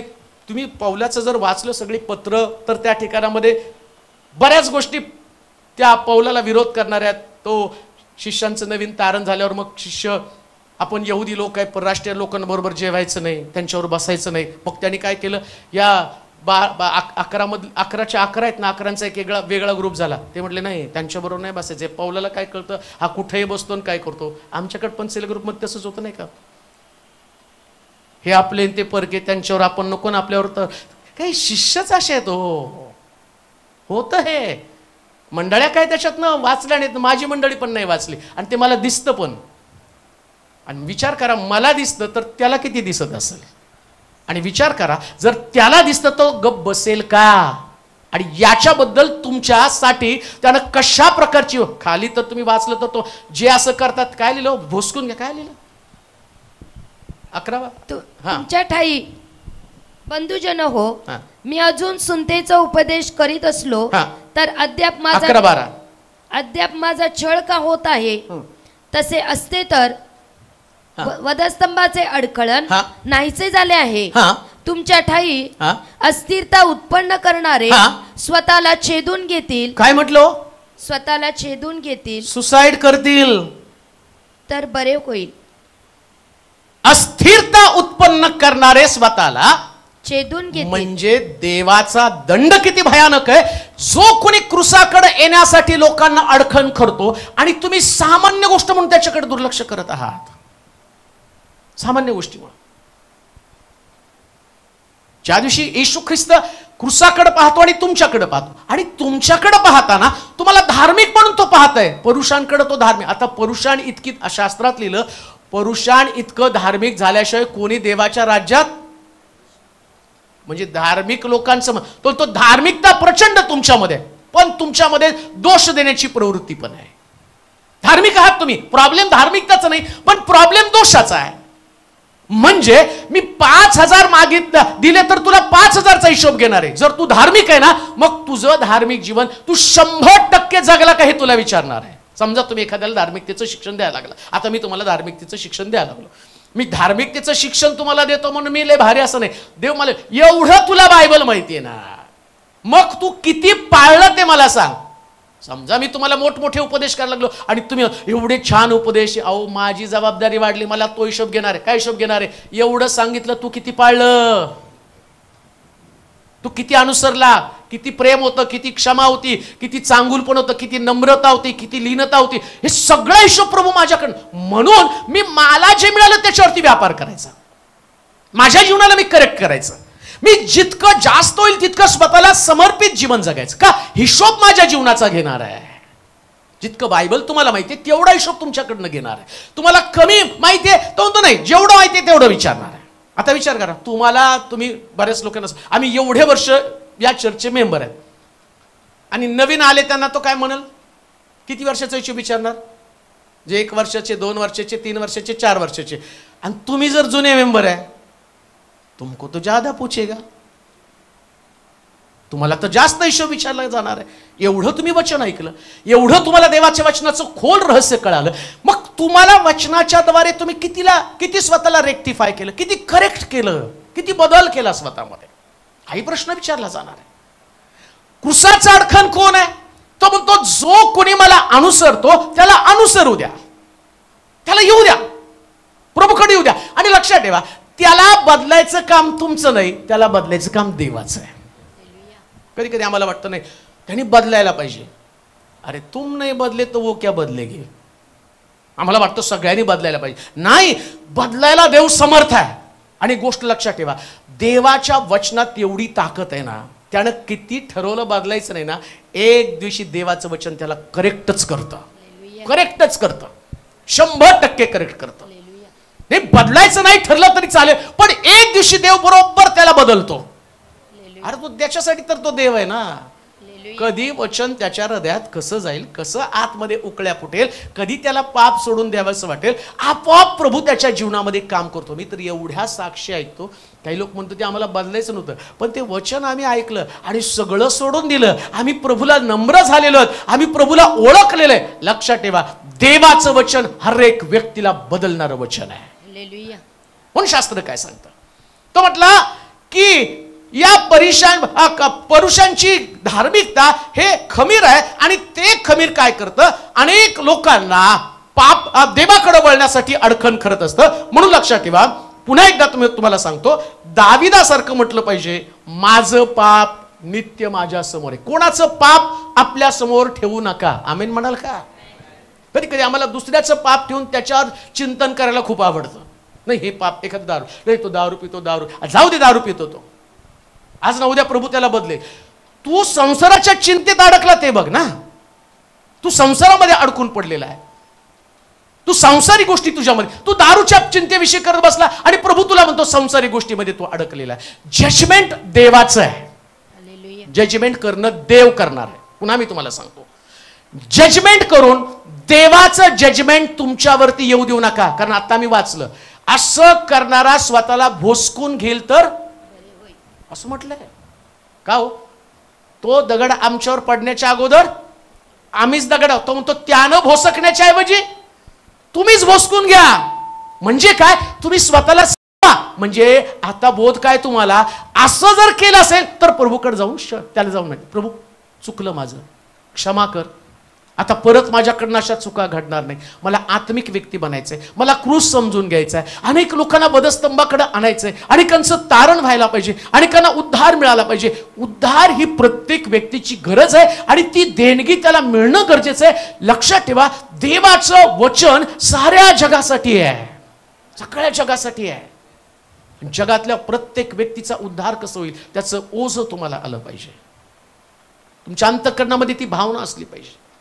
मला पण तुमच्यामध्ये बसून दर रविवारी चर्चमध्ये वचन सांगून, बायबल स्टडी हे सगळं सांगावंसं वाटतं की नाही, माझी मंडळी आणि माझ्या मंडळीला मला चांगल्यातलं चांगलं द्यावं लागेल. आणि मला माहिती आहे आज जे काही आहे मी तुमच्यामुळे आहे. आज जे माझ्याकडे चांगलं आहे, जे माझ्याकडे उत्तमातल्या उत्तम गोष्टी तुमच्यामुळं, तुमचा अधिकार आहे. पण जेव्हा मी मंडळीचा विचार करतो आणि जगाचा विचार करतो त्यास मला कळतंय माझ्या मंडळीला तर मी भरपूर दिलेलं आहे, मंडळी पण मला भरपूर दिलं, पण त्या लोकांना कोण देईल जे देवाच्या वचनाचे हकदार आहेत. मी माझ्या मंडळीपुरता विचार करत नाही. मला असं वाटतं की नाही त्या गावांमध्ये गेलं पाहिजे जिथं लोक वाट बघत आहे. कोणीतरी एका आजीने मला फोन केला, रडायला लागली जोर जोरामध्ये. आम्हाला तुमच्या चर्चला यायचं होतं पण गाडी खर्च नव्हता, कोण सोबत नव्हतं, मला चालायला येत नाही, तेवढ्या लांब यायचं म्हटल्यावर फार कठीण आहे. मी खूप दिवस देवाजवळ प्रार्थना करत होते, देवा एकदा तरी या व्यक्तीची भेट घेऊ दे. आणि ते म्हटले की मी उपवास केले, प्रार्थना केले की प्रभू तिथं तर घेऊन जा. पण ते म्हटले की मला कळलं तुम्ही अंबरनाथला येणार आहे. मी एवढी रडले आणि म्हटले देव अशा सुद्धा प्रार्थना ऐकतो की आम्हाला वचन तिथं बसून ऐकायला मिळतं. मला सांगायचं तात्पर्य, इतकं वचन हे जागतिक आहे, प्रत्येक व्यक्तीसाठी उद्धार आहे, प्रत्येक व्यक्तीला सुटका आहे. म्हणून लक्षात ठेवा, प्रत्येक व्यक्तीचं तारण हे डोक्यामध्ये ठेवा, प्रत्येक व्यक्तीचं तारण. आणि व्यक्तीचं तारण होत असताना ती व्यक्ती तारणापासून दूर जाणार नाही याची खबरदारी घेतली पाहिजे. ती तारणापासून नाही दूर गेली पाहिजे. तारण होणं सोपं आहे, पण लोकांनी ते टिकून ठेवता आलं पाहिजे. इकडं प्रतिदिवशी त्यांच्यामध्ये तारण पावत असलेल्या लोकांची रोज भर पडत होती, पण जर चर्चनं त्यांना सामावून घेतलं नाही, प्रश्न तोच आहे. सारं जग गेलो चर्चमध्ये, युनिव्हर्सल. एक दिवस हे शिलो चर्च, मी तुम्हाला हे पण सांगतो, जर प्रभूनं मला 100 वर्षापर्यंत आयुष्य दिलं ना, तर लक्षात ठेवा आपलं चर्च आता जे बांधतो त्याने आपण स्टेडियमचं चर्च बांधू का? कारण हे सोलापूर नव्हे तर जगातल्या सगळ्या लोकांनी इथे यायला पाहिजे. हे प्रभूचं विजन आहे, हे विजन आहे. आणि मी तुम्हाला आल्यावर पण सांगितलं होतं, एवढ्या जागेत आपण राहणार नाही आणि आपण वर गेलो आणि अजून आपल्याला वर जायचं आहे, अजून मोठ्या मोठ्या गोष्टी करायच्या. युनिव्हर्सल चर्च आहे, पण तिथं काय केलं? प्रत्येक व्यक्तीचं तारण तारण तारण तारण. आपल्या आपल्या लोकांमध्ये खेळत बसू नका. आपल्या आपल्यातच काय खेळायचंय, भांडेकुंडी खेळल्यासारखं. आम्हाला जगात जायचंय, जगातल्या लोकांचं तारण करायचं, नवीन नवीन आत्मे देवाच्या राज्यामध्ये यायला पाहिजे. पण प्रॉब्लेम काय माहिती, आम्ही अंतर्गत आतमध्येच लढून आम्ही संपून जातो. आमचं युद्ध रक्तमांसाबरोबर नाही, कुणाबरोबर आहे? सत्ता अधिकारी. पण आमचं युद्ध कातडी बरोबर आहे ना. आम्हाला हे पटत नाही, आम्हाला ते आवडत नाही, आणि त्यांचं आमचं कधी जमत नाही. कसे काय आत्मिक लोक असे असू शकतील? कसं शक्य आहे ते? ज्या दिवशी तुमच्या डोक्यात ही कल्पना येते ना, तुमचा आत्मिकपणा तपासायचा आहे. काही तुमच्या प्रार्थनेचा आणि तुमच्या सेवेचा उपयोगच होऊ शकत नाही. का? कारण तुम्ही रक्ताबरोबर देहाबरोबर झगडत आहात. आणि झगडायचं कोणाबरोबर? आकाशात. त्यानं पुष्कळ लोकांना नरकाकडे घेऊन चाललेला आहे, व्यसनामध्ये घेऊन चाललेला आहे, व्यभिचारामध्ये घेऊन चाललेला आहे, वाईट सवयीमध्ये घेऊन चालले. तरुण उद्ध्वस्त होत आहे, तरुणी वाम मार्गाला लागत आहे. कित्येक तर एक बिचारीचा फोन येतो, तिच्या घरामध्ये तिची मुलगी सारखी निघून जाते रोज रोज, आणि 4 दिवस वैतागून गेलेले. वाटतं बापरे किती त्यांना त्रास आहे. एवढ्या छोट्या छोट्या मुली एवढी मोठी पाप कर्म करत आहे, घरामध्ये थांबत नाही. कसलं भयानक प्रकारे आणि लोकांची अवस्था झालेली आहे. किती कुटुंबामध्ये समस्या निर्माण झालेली आहे. पतीवरती प्रेम करणारी आपली ती पत्नी, पण पती तिला आणि पत्नीचा दर्जा देत नाही. त्याचे अफेअर्स कितीतरी लोकांबरोबर. किती भयानक प्रकारची परिस्थिती. मुलगा घरामध्ये आणि आई एकटी विधवा आहे, आणि मुलगा तिला मारतो, तिची पेन्शन काढून घेतो, तिला रस्त्यावरती टाकून देतो. किती सैतानानं जखडून ठेवलेले लोक, किती कुटुंबामध्ये प्रॉब्लेम्स आहेत. आम्हाला त्या प्रॉब्लेम्स कडे पाहायचंय. या लोकांसाठी रदबदली, या लोकांसाठी ओझ असलं पाहिजे. प्रभू मला त्यांच्याकडे घेऊन जा, प्रभू मला त्यांच्यासाठी ओझ दे. लक्षात ठेवा, काल रात्र तर पूर्ण मला झोप आली नाही. एवढे प्रश्न, एवढे फोन कॉल आले. त्या फोन कॉलवरती मी विचार करत अख्खी रात्र मला झोप सुद्धा आली नाही. आणि असं वाटलं कधी या लोकांचे प्रश्न सुटणारे, कधी या लोकांना तारण मिळणारे, कधी प्रभू यांच्यासाठी मार्ग मोकळे करणारे. असं वाटत होतं की जगातल्या सगळ्या लोकांसाठी प्रार्थना मलाच करायची आणि मला त्या लोकांचा उद्धार करायचा. इतकं ओझं प्रभू देत आहे का? आपल्याला वाटत नाही हे ओझं घेऊन अनेक लोक कुर्साकडे यावेत? त्याच्यासाठी आमचे विचार बदलले पाहिजे. आमचा खरा संघर्ष कोणाबरोबर आहे? तर त्या सैतानाबरोबर आमचा संघर्ष आहे. व्यक्तीबरोबर संघर्ष करत आपलं आयुष्य खर्च करू नका, अन्यथा तुम्ही वधस्तंभाचे वैरी बनणार आहात. कोण वधस्तंभाचं वैरी आहे?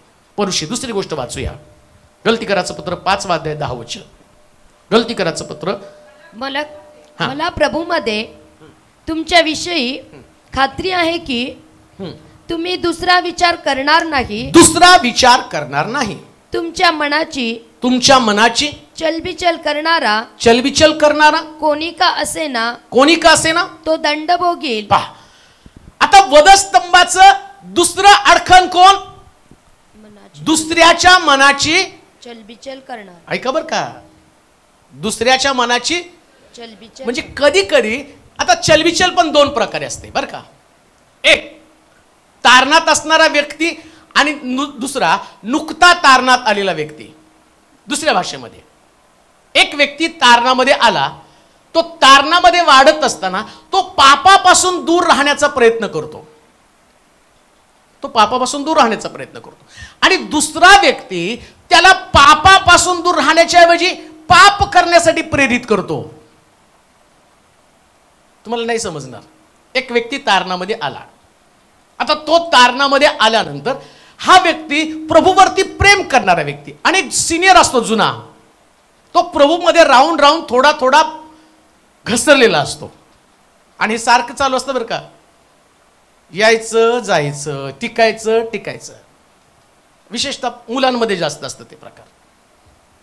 म्हणजे जनरलच बरं का, तुम्ही म्हणाल आमचंच काय सांगता, पण तुमच्यामध्ये कॉमन असतं. तो तारणामध्ये आला, तो तारणामध्ये आल्यानंतर त्याला तारणामध्ये टिकून ठेवण्यासाठी तो मेहनत घेत असतो. तो जगाच्या गोष्टीपासून स्वतःला अलिप्त करत असतो, सगळ्या वाईट गोष्टीपासून. पण एक त्यातला असतो की तो त्याच्यामध्ये ते जुनं पाप असतं आणि ते जुनं पाप त्या व्यक्तीला सेम पाप करण्यासाठी भाग पाडत असतो. तेच पाप त्यानं पण करावं.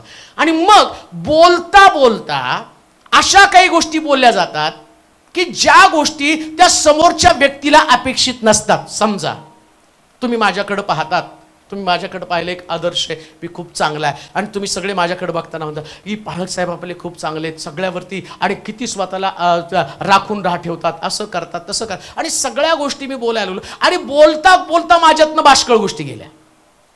म्हणजे त्यानं ठरवलं, समजा त्या शारोने ठरवलं, आता तो माझ्यासोबत राहतो, मला माहिती आहे त्याच्यावरती जे परिणाम त्याच्यावरती होतो ना, त्याला असं वाटतं जास्तीत जास्त मी देवात कसं वाढावं, जे किती लोकांना जिंकावं, कशा पद्धतीने, त्याच्यात ते दिसतं. त्याच्यात आल्यावर चेंजेस मला दिसतात की नाही, त्याच्यावरती एक प्रभाव पडला. आणि मला माहिती की तो असू द्या किंवा तो योगेश असू द्या, ते आल्यानंतर त्यांच्या डोक्यात एक वेगळा मूड तयार होतो, नाही लोकांचं तारण व्हायला पाहिजे. पण समजा मी त्यांना दुसऱ्याच गोष्टी बोलायला लागलो, मी टाइमपासच्या गोष्टी बोलायला, बाकीचं सगळं सोडलं, मग मी सिरियलच्या गोष्टी बोलायला लागलो, मग मी पैशाच्या गोष्टी बोलायला लागलो, मग मी मुलींच्या गोष्टी बोलायला लागलो. आता या गोष्टी बोलल्यावर यांच्या मनाची चलबिचल चालू होते.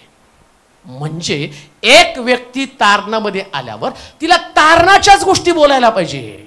ऐका, तुमच्या मनाची चलबिचल जर कोणी करत असेल, बिलिव्हर्स लोकांना काय सांगितलं त्यानं, कोण वधस्तंभासाठी अडखण आहे, जसा त्याच्यात वाचा बरं, मी असं नाही सांगितलं कोण तुमच्या, मला प्रभूमध्ये तुमच्याविषयी खात्री आहे की तुम्ही दुसरा विचार करणार नाही. मग पहिला विचार कोणता आहे? पहिला विचार तारण आहे. तारणाच्या व्यतिरिक्त असणारा दुसरा विचार, ऐका, तुम्हाला तारण म्हणून त्या ठिकाणात पाठवलं. अजून दुसऱ्या भाषेमध्ये समजा, आता एक कुटुंब, मी सगळ्याला सेल ग्रुपला पाठवताना सांगत असतो, तुमच्या डोक्यात एक विचार असला पाहिजे, त्या घरामध्ये जाऊन तुम्ही देवाचं वचन गाजवायचं. तुम्ही गेला त्या घरात, सेल ग्रुपला गेल्यावर तुम्ही देवाचं वचन सांगून तिसऱ्याच परिवाराचं काहीतरी बोलता, म्हणजे तुम्ही काय केलं? लोकांची काय केली आणि काय म्हणलं त्याच्याबद्दल? तो दंड भोगील. काय करेल? दंड भोगील. म्हणजे प्रार्थनेला गेल्यावर पण काय बोललं पाहिजे? परमेश्वर बोला की तुम्ही, तारणच. याच्यापेक्षा दुसरा विचार नाहीच. कशासाठी दुसरा विचार आहे? म्हणून तर म्हटलं वधस्तंभाचा अडखण कोण. आता तुम्ही जर समजा एखाद्या वेगळ्याच कुटुंबाचं तिथं चर्चा करत बसला, ते देवात थोडी येणार आहेत, ते ऑलरेडी देवात येण्यासाठी अडखण आहेत.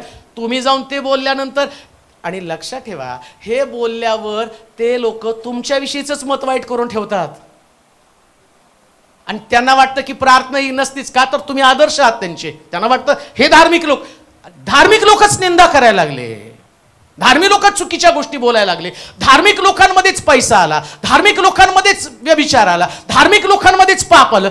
मग लोक कसे प्रभूकडे येणार आहे? म्हणून तो म्हटलं शिष्यांना, जर कोणाला वधस्तंभ घेऊन माझ्या मागे यायचं तर येऊ द्या, कशाला चलबिचल होऊ देता? दुसरी अजून चलबिचल सांगतो. कधी कधी रोषाप्रती, कधी कधी माझ्या डोक्यामध्ये एखाद्या व्यक्तीसाठी रोष असतो आणि तो व्यक्ती मला काही बोलत नाही, पण मी टोमणा मारतो. कॉमन आहे, आतमध्ये कुठंतरी गडबड चालू असते आणि त्या व्यक्तीला डिस्टर्ब करण्यासाठी एखादा शब्द मी बोललो आणि तिच्या मनाची चलबिचल झाली. दुसऱ्या भाषेत समजा ती प्रार्थनेमध्ये असताना एवढं सगळं सुंदर वर्शिप वगैरे सगळी तुमची छान झाली. आता सैतान तो सैतान आहे, तो कधी त्यानं पेत्रला सोडलं नाही, त्याने येशूला सोडलं नाही, तुम्हाला सोडेल का हो? आणि शिष्याना तर जास्त धरतो, कॉमन लोकांना जाऊ देतो घरी गपचूप. आणि बघा कधी कधी असं घडतं, कधी कधी नाही, बऱ्याच वेळा घडतं. सगळं नॉर्मल असतं, पण चर्च सुटल्यावर एखादी व्यक्ती एकदम तापलेली असती रागानं, चर्चचा वेगळंच भावना घेऊन ती बाहेर पडती. हे जगातल्या सगळ्या मंडळांमध्ये आहे. आता हे शास्त्र जे लिहिलंय ना, हे पौलानं लिहिलेलं, जे इपिस्कराच्या मंडळीला लिहिलेलं पत्र, हा त्या मंडळीतला अनुभव आहे. मग तुम्हाला काय वाटतं काय, आता पौलाच्या काळातली मंडळी एवढा भारी पौल आहे, त्या मंडळीला तो चालवत होता, मी तर तेलो रे हो. माझ्या मंडळीत नाही असं होऊच शकत नाही, माझ्या मंडळीत ते घडूच शकत नाही, असं होऊच शकत नाही. त्या काळातले एवढे प्रभावी असणारे शिष्य, एवढे प्रभावी लोक, परंतु ते सुद्धा वधस्तंभासाठी अडखण ठरले. आणि आता प्रभू काय सांगत आहे की तुम्ही दुसऱ्याच्या मनाची चलबिचल होऊ देऊ नका. तुमचं मोमेंट, वागणं, वर्तन, शब्द, विचार, जेव्हा एक व्यक्ती देवाच्या मंदिरात येते ना, त्यास देवाचंच मंदिर, फक्त देवाचं मंदिर, देवाच्या मंदिरातला देवच त्यांना दिसला पाहिजे. म्हणून तो म्हटला वधस्तंभ म्हणजे स्वतःचा नाकार. सुरुवातीला सांगितलं म्हणून ते तुम्हाला वचन परत वाचा, ते सुरुवातीचं वचन. हा, शिष्यांना म्हणाला, ज्याला माझ्या मागे येण्याची कोणाची इच्छा असेल, कोणाची इच्छा असेल तर त्यानं स्वतःचा त्याग करावा. काय केलं पाहिजे? म्हणजे चर्च मध्ये आल्यावर पहिल्यांदा मनोज तेलोरेचा त्याग केला पाहिजे. आता मनोज तेलोरे म्हणून मी आलो, मनोज तेलोरे मी म्हणून आल्यानंतर मी येतानाच म्हणलं, माझ्या डोक्यात असं, सूरज गेल्या आठवड्यामध्ये त्यांनी मला गोळी दिली नाही, दर आठवड्याला तो देतो गोळी, आणि मग माझ्या डोक्यात नाही, त्यांनी ते केलंच नाही. आणि आता मला गोळी द्यायची माझ्या समोर त्याने दुसऱ्याला दिली. आता विचार करतो बघा, मुद्दाम केलं बरं का त्याने. प्रेज लॉर्डचं पण तसंच असतं, ज्याला केलं त्याला सोड. चलबिचल कशावरून होती ते तुम्हाला सांगतो, आणि हे खूप जनरल आहे, तुम्हाला वाटतं तितकं सोपं तसं नाहीये. तुम्हाला प्रेज द लॉर्ड केलं, तुम्ही एकमेकाला भेटला, तुम्ही एकमेकाला डावलून गेला. शिष्य काय आहेत, अडखण कोण ठरतं ते तुम्हाला सांगत आहे. लक्षात ठेवा, देवाच्या मंदिरात आल्यावर स्वतःचा नाकार व्हायलाच पाहिजे. तसंच घेऊन आला तुम्ही, सगळ्या गोष्टी पाठीवरती, दप्तर तसं. आणि मग फार सुंदर वर्शिप झाली, काय सुंदर गाणं होतं. अरे सगळं गाणं जाऊ दे, हे जाऊ दे, तुझ्यात काय बदल झाला सांग, काय चेंजेस झाले, तुझं जीवन कसं बदललं? अजून पण तू वधस्तंभाला अडखळ नाही, अजूनही वधस्तंभाला अडखळ नाही, अजूनही तुझ्यामध्ये बदल झाला नाही. म्हणून शास्त्र काय, कोणाच्या मनाची चलबिचल होऊ देऊ नका. तुम्ही जसा मेलं पाहिजे त्या ठिकाणामध्ये. मी येतानाच मरून गेलेलो आहे. आता पौल म्हणतो मी माझ्या ठाई राहत नाही, कोण राहतं? मग ख्रिस्त कुठे आहे? जर ख्रिस्त आहे तर नम्र आहे, ख्रिस्त आहे तर जसा ख्रिस्त क्रुसावरती गेलं तसं तुम्ही क्रुसावरती गेलं पाहिजे. तुम्हाला ते 7 शब्द आवडतात, 7 शब्दामध्ये तो म्हणतो हे बापा यांना, आणि तुम्ही किती लोकांना क्षमा केली. पण ते ऐकायला आवडतं 7 शब्द बरेच. आणि गुड फ्रायडेला पास्टर नाही, आम्ही नाही येत, असून काय देवा लागणार आहे? प्रॉब्लेम तुम्ही असून काय देवा लागलेला आहे तर केली का क्षमा? नाही. मग कशाला हे पाहिले का ते आले का, हा वागताय का तो आणि खूप छान बोल. अरे छान बोलला नाही, छान कृती केली. ऐका, वधस्तंभाचं अडखण काय, हे बाप्पा यांना क्षमा कर, क्रुसावरून क्षमा सांगितली जाते. मग तुम्ही का नाही क्षमा करू शकत? का तुमच्यामधनं क्षमा बाहेर पडत नाही? का तुमच्यामध्ये क्षमेचं अंतःकरण नाही? जर क्षमेचं अंतःकरण नाही, मग तुम्ही लोकांना कसं काय तारणामध्ये आणणार? लोकांचं तारण होण्यासाठीच येशू ख्रिस्तानं, लक्षात ठेवा, पहिला शब्द तो बोलला नाही, हे बापा याला क्षमा कर, तेव्हा चोरात डेरिंग आलं. आणि तो काय म्हणतो, राजाधिकारणीशील तेव्हा अहो तो क्षमाविषयी बोललाच नसतं तर चोरला वाटलं असतं नाही मी काय आता क्रुसावरच मरणार, मला काही स्वर्ग मिळणार नाही. पण येशू म्हटलं हे बाप्पा यांना क्षमा कर. त्याला कळलं हा सगळ्याला क्षमा करतो, मला पण क्षमा करणार आहे. आता मी त्याला म्हणावं प्रभू राजाधिकार निशील त्यास माझी आठवण कर. एक शब्द ऐकल्याबरोबर चोराला क्षमा केली. मगाशी एक वाक्य बोलू नाही का, उद्धार मरणाच्या शेवटच्या श्वासापर्यंत बरं का. आणि त्या क्रुसावरती दिसलं चोराला शेवटच्या क्षणी उद्धार मिळाला. लास्ट मोमेंटला उद्धार मिळालेला. आमच्या अंतःकरणात तीच भावना असली पाहिजे. प्रत्येक व्यक्तीसाठी शेवटच्या क्षणापर्यंत त्याला उद्धार मिळाला पाहिजे. आणि लक्षात ठेवा चांगल्या लोकाला तारणात आणण्यासाठी मेहनत घ्यावीच लागत नाही. धार्मिकाला तुम्ही काय म्हटलं तर त्याला ऑलरेडी प्रार्थनेची गरज, तो म्हणतो चला येतो बसतो तुमच्या चर्चमध्ये. चॅलेंज काय माहिती का, हे वाया गेलेले लोक आहेत ना त्यांना देवामध्ये आणणं आणि त्यांना टिकवणं आणि त्यांना लोकांसमोर प्रेझेंट करणं हे चॅलेंज आहे. ते चॅलेंज स्वीकारायचं. असलं मिळमिळ चॅलेंज नाही. मला त्या साक्षी आवडतात जे मी सारखं गाडीमध्ये प्रवासात बसलो ना माझ्याकडे मोबाईल उघडला किती साक्षी येतात. मग मी बऱ्याचशा मला पोट दुखत होतो बरं झालं मग आमकं झालं मग ते मला त्याच्यात एवढं आहे. पण एक साक्षी येते, माझा मुलगा दारू पित होता त्याने थांबतो तिथं बराच वेळ ते वाचत राहतो. वारंवार ती साक्ष मी वाचत राहतो. का माहिती का, मला कळलं हे पोट दुखून हे डोकं दुखून हे इतर आजार बरे होऊन हे सगळे एक दिवशी विश्वास टिकवून ठेवून स्वर्गात तर जातील, नाही ठेवला तर नरकात जातील. पण हा व्यक्ती ज्यानं जीवन सोडलं चांगलं जीवन जगला हा 100% स्वर्गामध्ये पोहोचणार आहे. हे परिवर्तन आहे. या परिवर्तनासाठी लोकांना बदलण्याची संधी मिळाली पाहिजे. वधस्तंभाचं अडखण कोणाच्या मनाची चलबिचल जर होऊ दिलेली 12 वचनामध्ये वाचा. तुमच्या ठाई अस्थिरता उत्पन्न करणारे स्वतःला छेदून घेतील तर बरे होईल.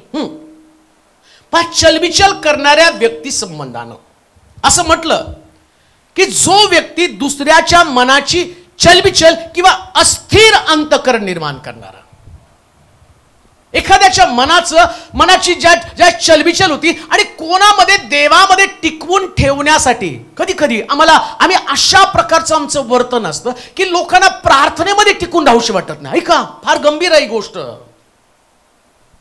आमचं बोलणं आमचे विचार ज्याच्यासाठी प्रभूने आम्हाला तारण दिलं. अजून एक गोष्ट मला सांगतो, आम्ही सगळे पापातनं आलेले लोक आहोत. देवाच्या वचनात म्हटलं नीतिमान कोणी नाही.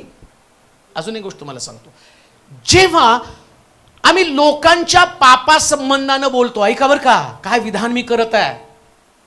तो म्हटला ना जे दुसऱ्याच्या मनाची चलबिचल अस्थिरता निर्माण करणारे स्वतःला बोसकून घेतील तर किती बरं होईल. असं का म्हणतो माहिती का, जेव्हा ज्याच्या अपराधांची क्षमा करण्यात आली तो, मग देव कोणाच्या अपराधांची क्षमा करतो, सगळ्यांच्या.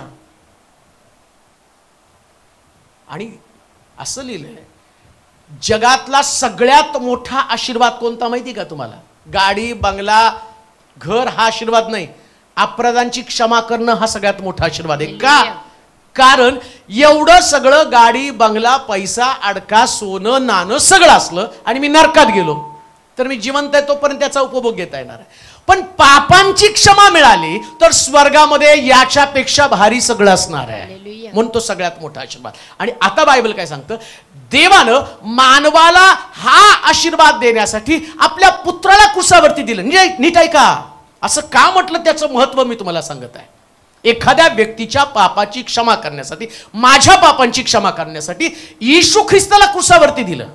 ऐका बरं का, मी मनोज तेलोरे, माझं काहीतरी पाप होतं, मी व्यभिचारी असेल, मी जारकर्मी असेल, मी दारूबाज व्यक्ती असेल, समजा आता प्रभू मला म्हटलं की तुझ्या पापांच्या क्षमेसाठी मी त्याला क्रुसावरती दिलं आणि हा सगळ्यात मोठा आशीर्वाद प्रभूंनी मला दिला. पण तुमच्यापैकी कोणाला तरी वाटतं मी नाही व्यभिचारी आहे, मी जारकर्मी, मी अशुद्ध कर्मी, जे माझं जुनं पाप आहे. याचा अर्थ ख्रिस्ताला क्रुसावरती देण्यासंबंधानं तुम्ही ऑब्जेक्शन घेता म्हणजे त्याला क्षमा मिळालीच नाही. समजते का तुम्हाला, मला क्षमा प्रभूनं केली क्रुसावरती, पण त्या व्यक्तीच्या माझ्या पापा संबंधानं तुम्ही ऑब्जेक्शन घेता. आणि आता काय इकडे स्वर्गातला देव काय म्हणतो, अरे मी क्रुसावरती त्याला दिलं, आणि त्याच्या पापांची क्षमा केली. पण तुझ्या मनामध्ये काय आहे की तो व्यक्ती पापी आहे, मग तो काय तू स्वतःला भोसकून घेशील तर? इतकं गंभीर आहे. म्हणून बायबल समजायला पाहिजे बरं का. आत्मिक जीवन नेमकं काय आहे ना, हे आम्हाला तेव्हा कळतं जेव्हा देवाच्या वचनाशी आम्ही समरूप होतो. देवाच्या वचनाचं लागू करणं आम्ही आमच्या जीवनामध्ये करतो.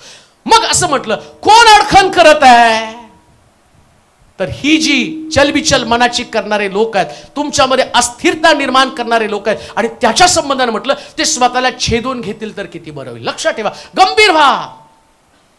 फक्त आपल्याच जीवनाचा विचार करा. आमीन म्हणाल का? आपल्या जीवनाचा विचार करा बरं का. दुसऱ्या कोणाच्या जीवनाचा विचार. असं म्हटलं मी दुसऱ्याचा द्राक्षीचा मळा राखायला गेलो आणि माझ्याच मळ्यामध्ये लांडगा शिरला. कधी कधी आम्ही दुसऱ्यांचं खूप राखायला जातो. अरे तुमच्या जीवनाची निगा राखा, तुमच्या परिवाराची, तुमच्या स्वतःच्या व्यक्तिगत जीवनाची तुम्हाला तुमची निगा राखता आली पाहिजे. आणि रोज लक्षात ठेवा, तुम्ही जगासाठी प्रार्थना नंतर करा, पण पहिल्यांदा स्वतःसाठी प्रार्थना करा. दानिएलाची प्रार्थना ऐकण्याचं कारण तो स्वतःचं पाप, घराण्याचं पाप, राष्ट्राचं पाप, पहिले आपलं पाप, आपल्या घराण्याचं पाप, मग राष्ट्राच्या पापांसाठी प्रार्थना करत होता. तेव्हा दानिएलाची प्रार्थना देवानं ऐकली. आज आम्हाला सुद्धा पहिल्यांदा आमच्या जीवनाची काळजी घ्यायची. आम्ही आमच्या जीवनासंबंधानं अतिशय आणि जागरूक असलं पाहिजे. नाही, माझ्या जीवनात पाप येता कामा नये, माझं जीवन सुरक्षित राहायला पाहिजे. आणि कधी कधी मी माझ्या जीवनाची काळजी करण्याच्या ऐवजी इतरांच्या जीवनाची काळजी करतो आणि लोकांमध्ये चलबिचल, अस्थिरता निर्माण करण्याचं काम करतो. बायबल सांगतं ते स्वतःला छेदून घेतील तर किती बरं होईल.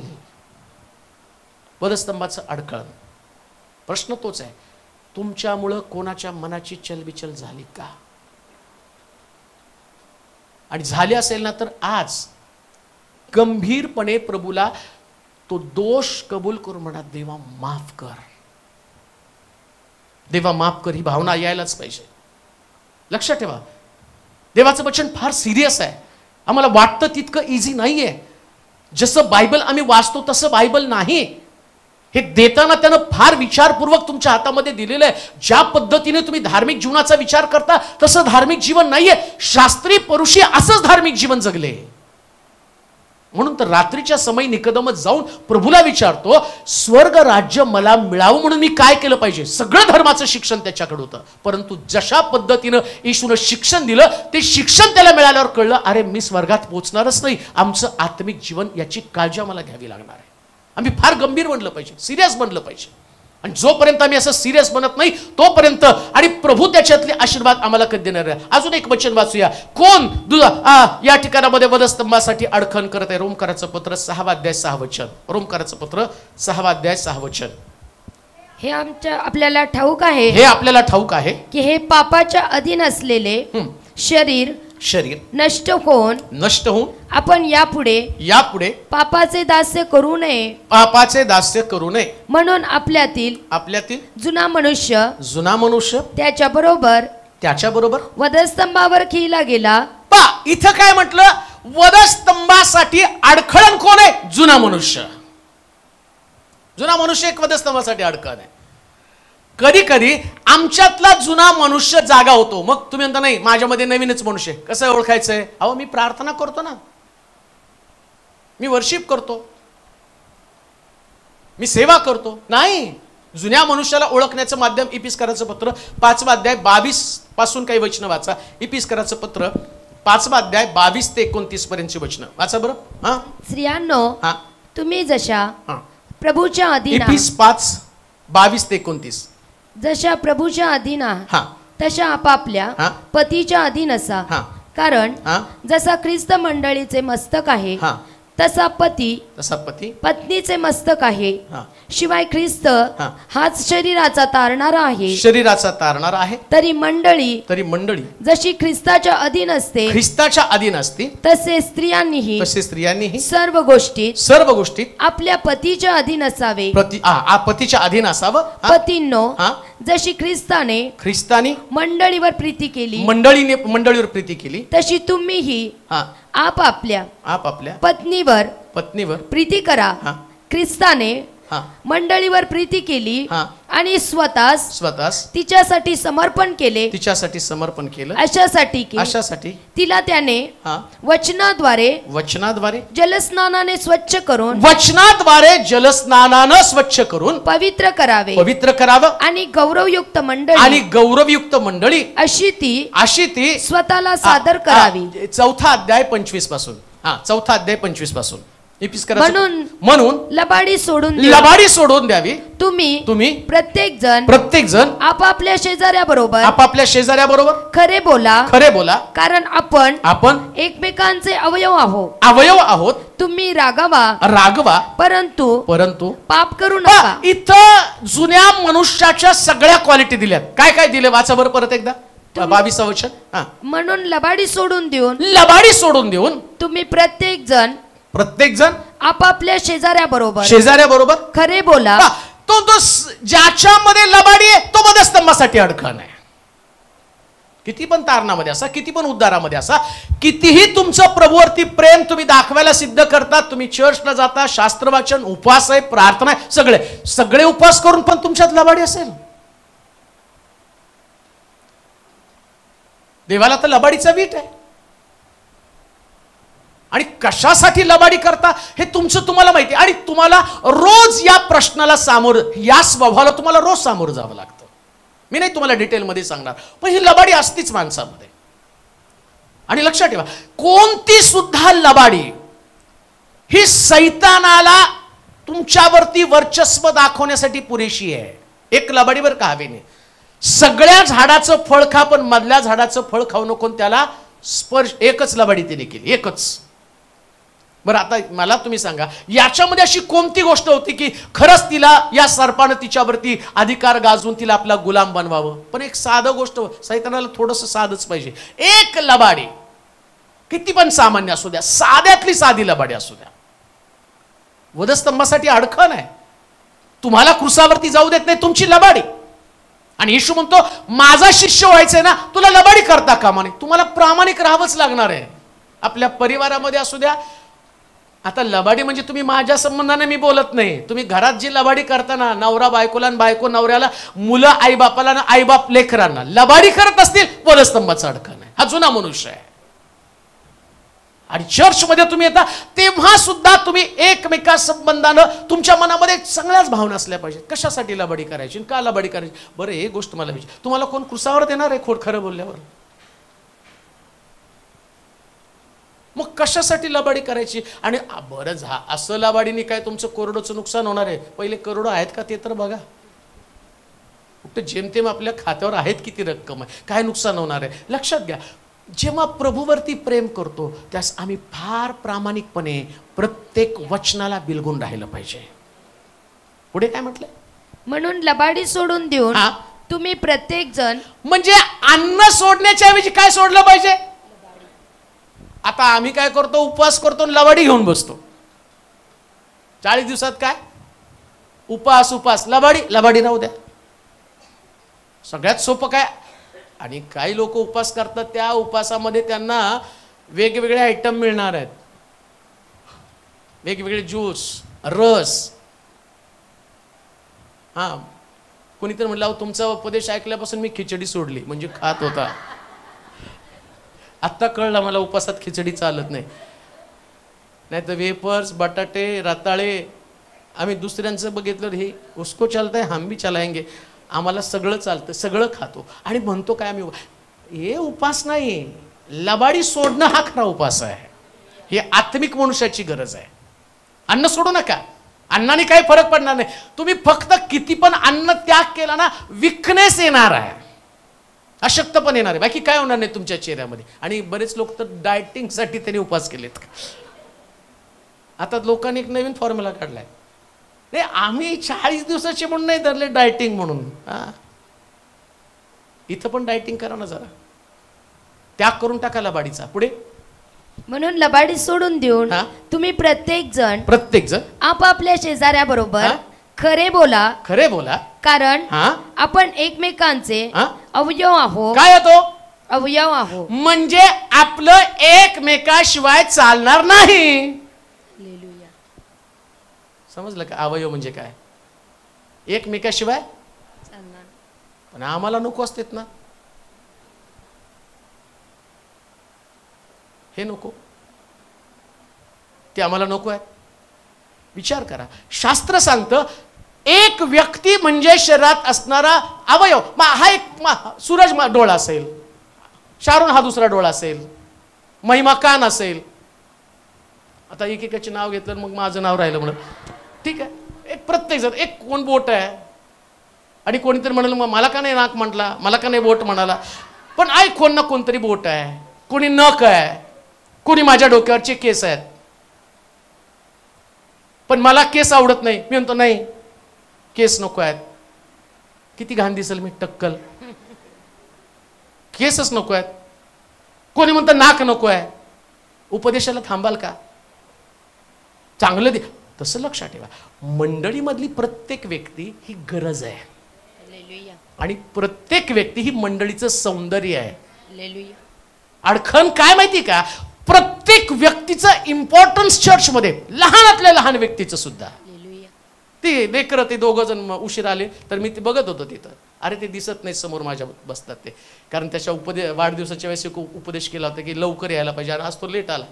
पण मी त्याला सारखं बघत होतो, का नाही आला, का नाही आला. का तर ती जागा भरल्यासारखी वाटत नाही मला. असं वाटतं नाही ते असलेच पाहिजेत लेकरं, सौंदर्य ते चर्च आहे. तसं तुम्ही प्रत्येक जण मंडळीचं सौंदर्य आहात. चर्च मधली प्रत्येक व्यक्ती ती मला पसंत नाही. आता काही लेकरं चुळबुळ करतात म्हणून मला आवडत नाही, चुळबुळ पण आवडतं का तर मला रागवता पण येतं ना, आणि ते रागवल्यावर पण बरं वाटतं की बरेच लोक यायचंय हो तुमच्या चर्चला, पण ते चुळबुळ कर नाही, आपोआप इथं आल्यावर चुळबुळ वळबळ सगळी बंद होते, बरोबर बदलून जातात. सौंदर्य, प्रत्येक व्यक्ती सौंदर्य आहे. प्रत्येक व्यक्ती ही मंडळीची गरज आहे. आम्ही अवयव आहोत. आता काय म्हटला तो वधस्तंभाचा अडखण कोण? जो अवयव नको म्हणतो तो अडखण आहे. ऐका, एखादा अवयव नको म्हणजे काय झालं, आम्ही तेच लिहिलं ना, फक्त मी तुम्हाला फोडून सांगत आहे. हा वाचा ते वचन. म्हणून आपण एकमेकांचे अवयव आहोत. काय आहोत? अवयव आहोत. म्हणून लक्षात ठेवा, तुमच्या शेजारी बसणारा व्यक्ती हा तुमचा अवयव, चर्चचा अवयव आहे. सनी नसला तर म्हटलं पाहिजे कुठं गेला हात, आहे की नाही? तो नाही म्हटलं, अरे नाही तर नाही, आम्ही एक हाताने काम करू. आणि किती काम करणार एक हाताने? प्रत्येक व्यक्ती हा मंडळीचा अवयव आहे आणि ती मंडळीची गरज आहे. प्रत्येक व्यक्ती. काही अवयव तुम्हाला पसंत नसतील. बघा, नख आम्ही कापतो का नाही? का कापतो? का कापतो हेच माहित नाही. वाढल्यावर त्याच्यात घाण जाऊन बसते, बरोबर आहे की नाही? शाळेत गेल्यावर ते आपल्याला शिकवलं जात होतं, पहिले नख चेक करायचे. का तर त्या लहानपणी ते तुमचे नख का तर आतमध्ये घाण जाते, आपल्या तोंडामध्ये जाते. मग विचार करा, नख ठेवलेच कशाला? ते सुंदर दिसायला आहेत ना. काही लोक तुम्हाला पसंत नसतील, आवडत नसतील, पण तरी प्रभूने ठेवलेले आहेत. येते का लक्षात तुम्हाला? तुमच्यासाठी तुम्हाला नाही वाटत, पण देवानं ती रचना केली ना, कोण असावं कोण नसावं. म्हणून लक्षात ठेवा, आता या माणसाचं वैशिष्ट्य काय माहिती का, जे आवडत नाही त्याला जास्त पेंट करतात, बरोबर आहे की नाही? नेल पेंट कुठं नाकाला लावता का? कुठं लावता? का तर हे आवडत नाही, घाण दिसतं आणि हे स्वच्छ दिसायला पाहिजे. ही काय माहिती का, पेंटिंग ही तुमची प्रीती आहे. कधी कधी काही गोष्टी तुम्हाला पसंत नसतात, पण त्यालाच पेंट करा. हे आत्मिक जीवन आहे बरं का. जे आवडत नाही ना त्याला सुशोभित करून तुमच्या शरीराला सुंदर दिसण्यासाठी प्रयत्न केला पाहिजे. याला म्हटलेल्या वधस्तंभाकडे आणणं. वधस्तंभाकडे येण्यासाठी या गोष्टींची गरज आहे. काही लोक तुमच्या परिवारात तुम्हाला आवडत नसतील. नुसतं आता हे काही चर्च नाही, परिवार. चर्च तुमचं 2 तास आहे, परिवार कबरे जाईपर्यंत ते काय सोडतात का आपल्याला? जेव्हा अविनाश सुखदे मज बांबराला तोपर्यंत ते तुम्हाला सोडत नाही, ती पण गडबड करतात, पळवा पळवा पळवा. हे परिवारातले लोक पण तुम्हाला पसंत नसतात. ते तुम्हाला टोचतात, तुम्हाला वेदना देतात, त्यांच्यामुळे तुम्ही डिस्टर्ब होता. पण तरी सुद्धा तो म्हणतो पेंट कर. तरी काय करायचं, तुला बिलगून राहायचंय का? पसंत नाही, पण तुझ्या शरीरातला तो घटक आहे. ही नाती आहेत. आणि अजून एक तुम्हाला वैशिष्ट्य सांगू का, एक अवयव नसल्यावर शरीराला वेदना होतात, रडतो तो. अजून त्याच्या पलीकडे जाऊन मी तुम्हाला सांगतो ना, बोटाला जरी खिळा टोचला ना तर अख्खं शरीर चलबिचल होतं बरं का. डोळ्यातनं पाणी येतं, पुन्हा एकदम सगळं शरीर हलून जातं. टोचल्या टोचल्या असं होत नाही, टोचला आणि तो मला टोचला असं नाही बोलत, त्याच्या रिॲक्शन ऍक्शन खूप वेगळं, अख्खं शरीर. तसं एक परिवार ज्या मंडळीमध्ये असतो तो दुखावला जातो ना, अख्ख्या चर्चनं हतबल व्हायला पाहिजे, अख्खं चर्च व्हायबल व्हायला पाहिजे. तर त्या चर्चनं असं बेचैन झालं पाहिजे का, वधस्तंभाचं अडखण कोण? समजा त्या व्यक्तीला त्याचं सुख दुःख नाही. लक्षात ठेवा. आता नेलपेंट वरच येतो परत.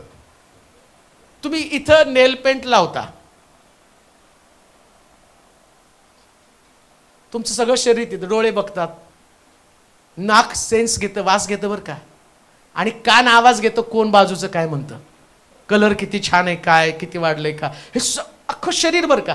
आणि ती पसंत नसेल ना तर तुमचे पाय दुसऱ्या दुकानात जातात आणि दुसरी नेलपेंट, म्हणजे एका गोष्टीसाठी सगळं शरीर मूव होतं, व्हायबल होतं. आणि ते पुन्हा तो डोळा नाही म्हणत माझा काय संबंध आहे, मी बघून मला दाखवू नको म्हणतो का डोळा?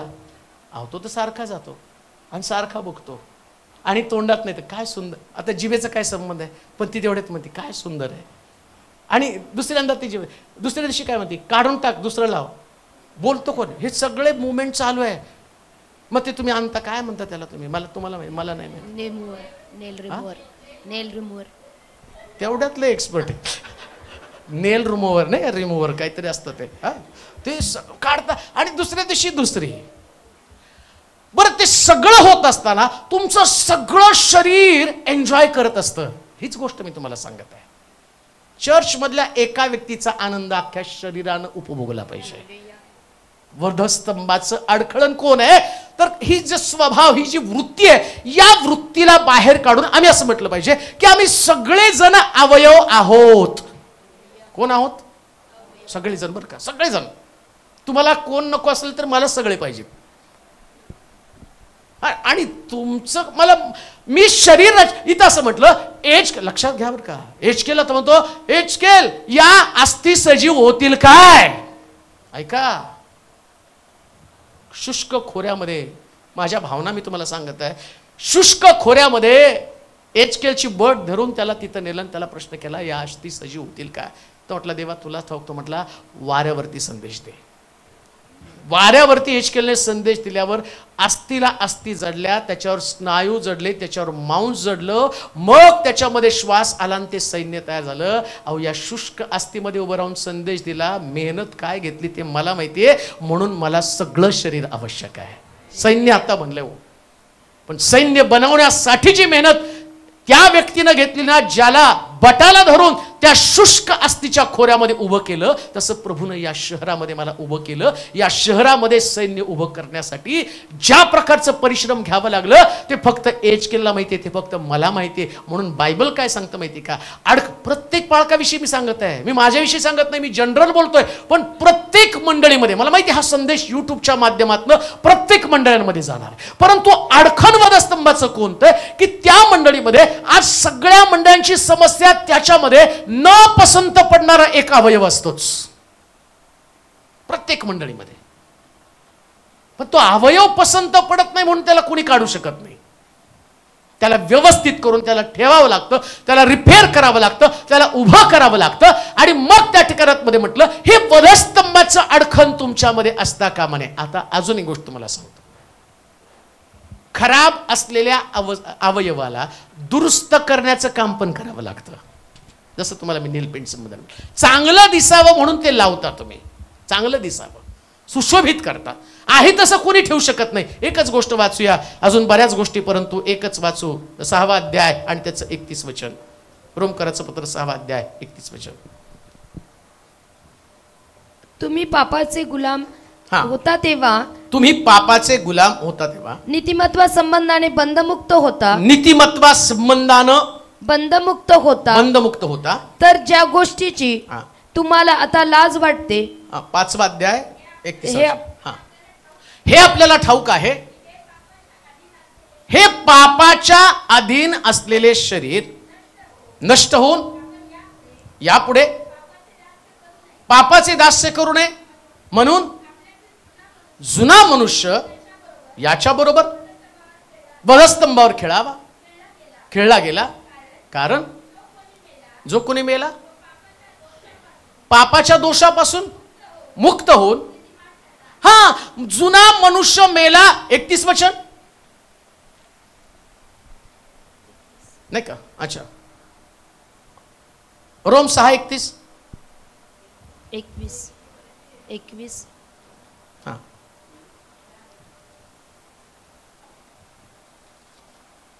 तुम्ही पापाचे गुलाम हा, होता, पूर्वी तुम्ही पापाचे गुलाम होता, तरी ज्या प्रकारच्या शिकवणुकीच्या पदरी तुम्हाला बांधले तिचे पालन तुम्ही मनापासून केले आणि पापापासून मुक्त होऊन तुम्ही नीतिमत्वाचे गुलाम झाला म्हणून देवाची स्तुती असो.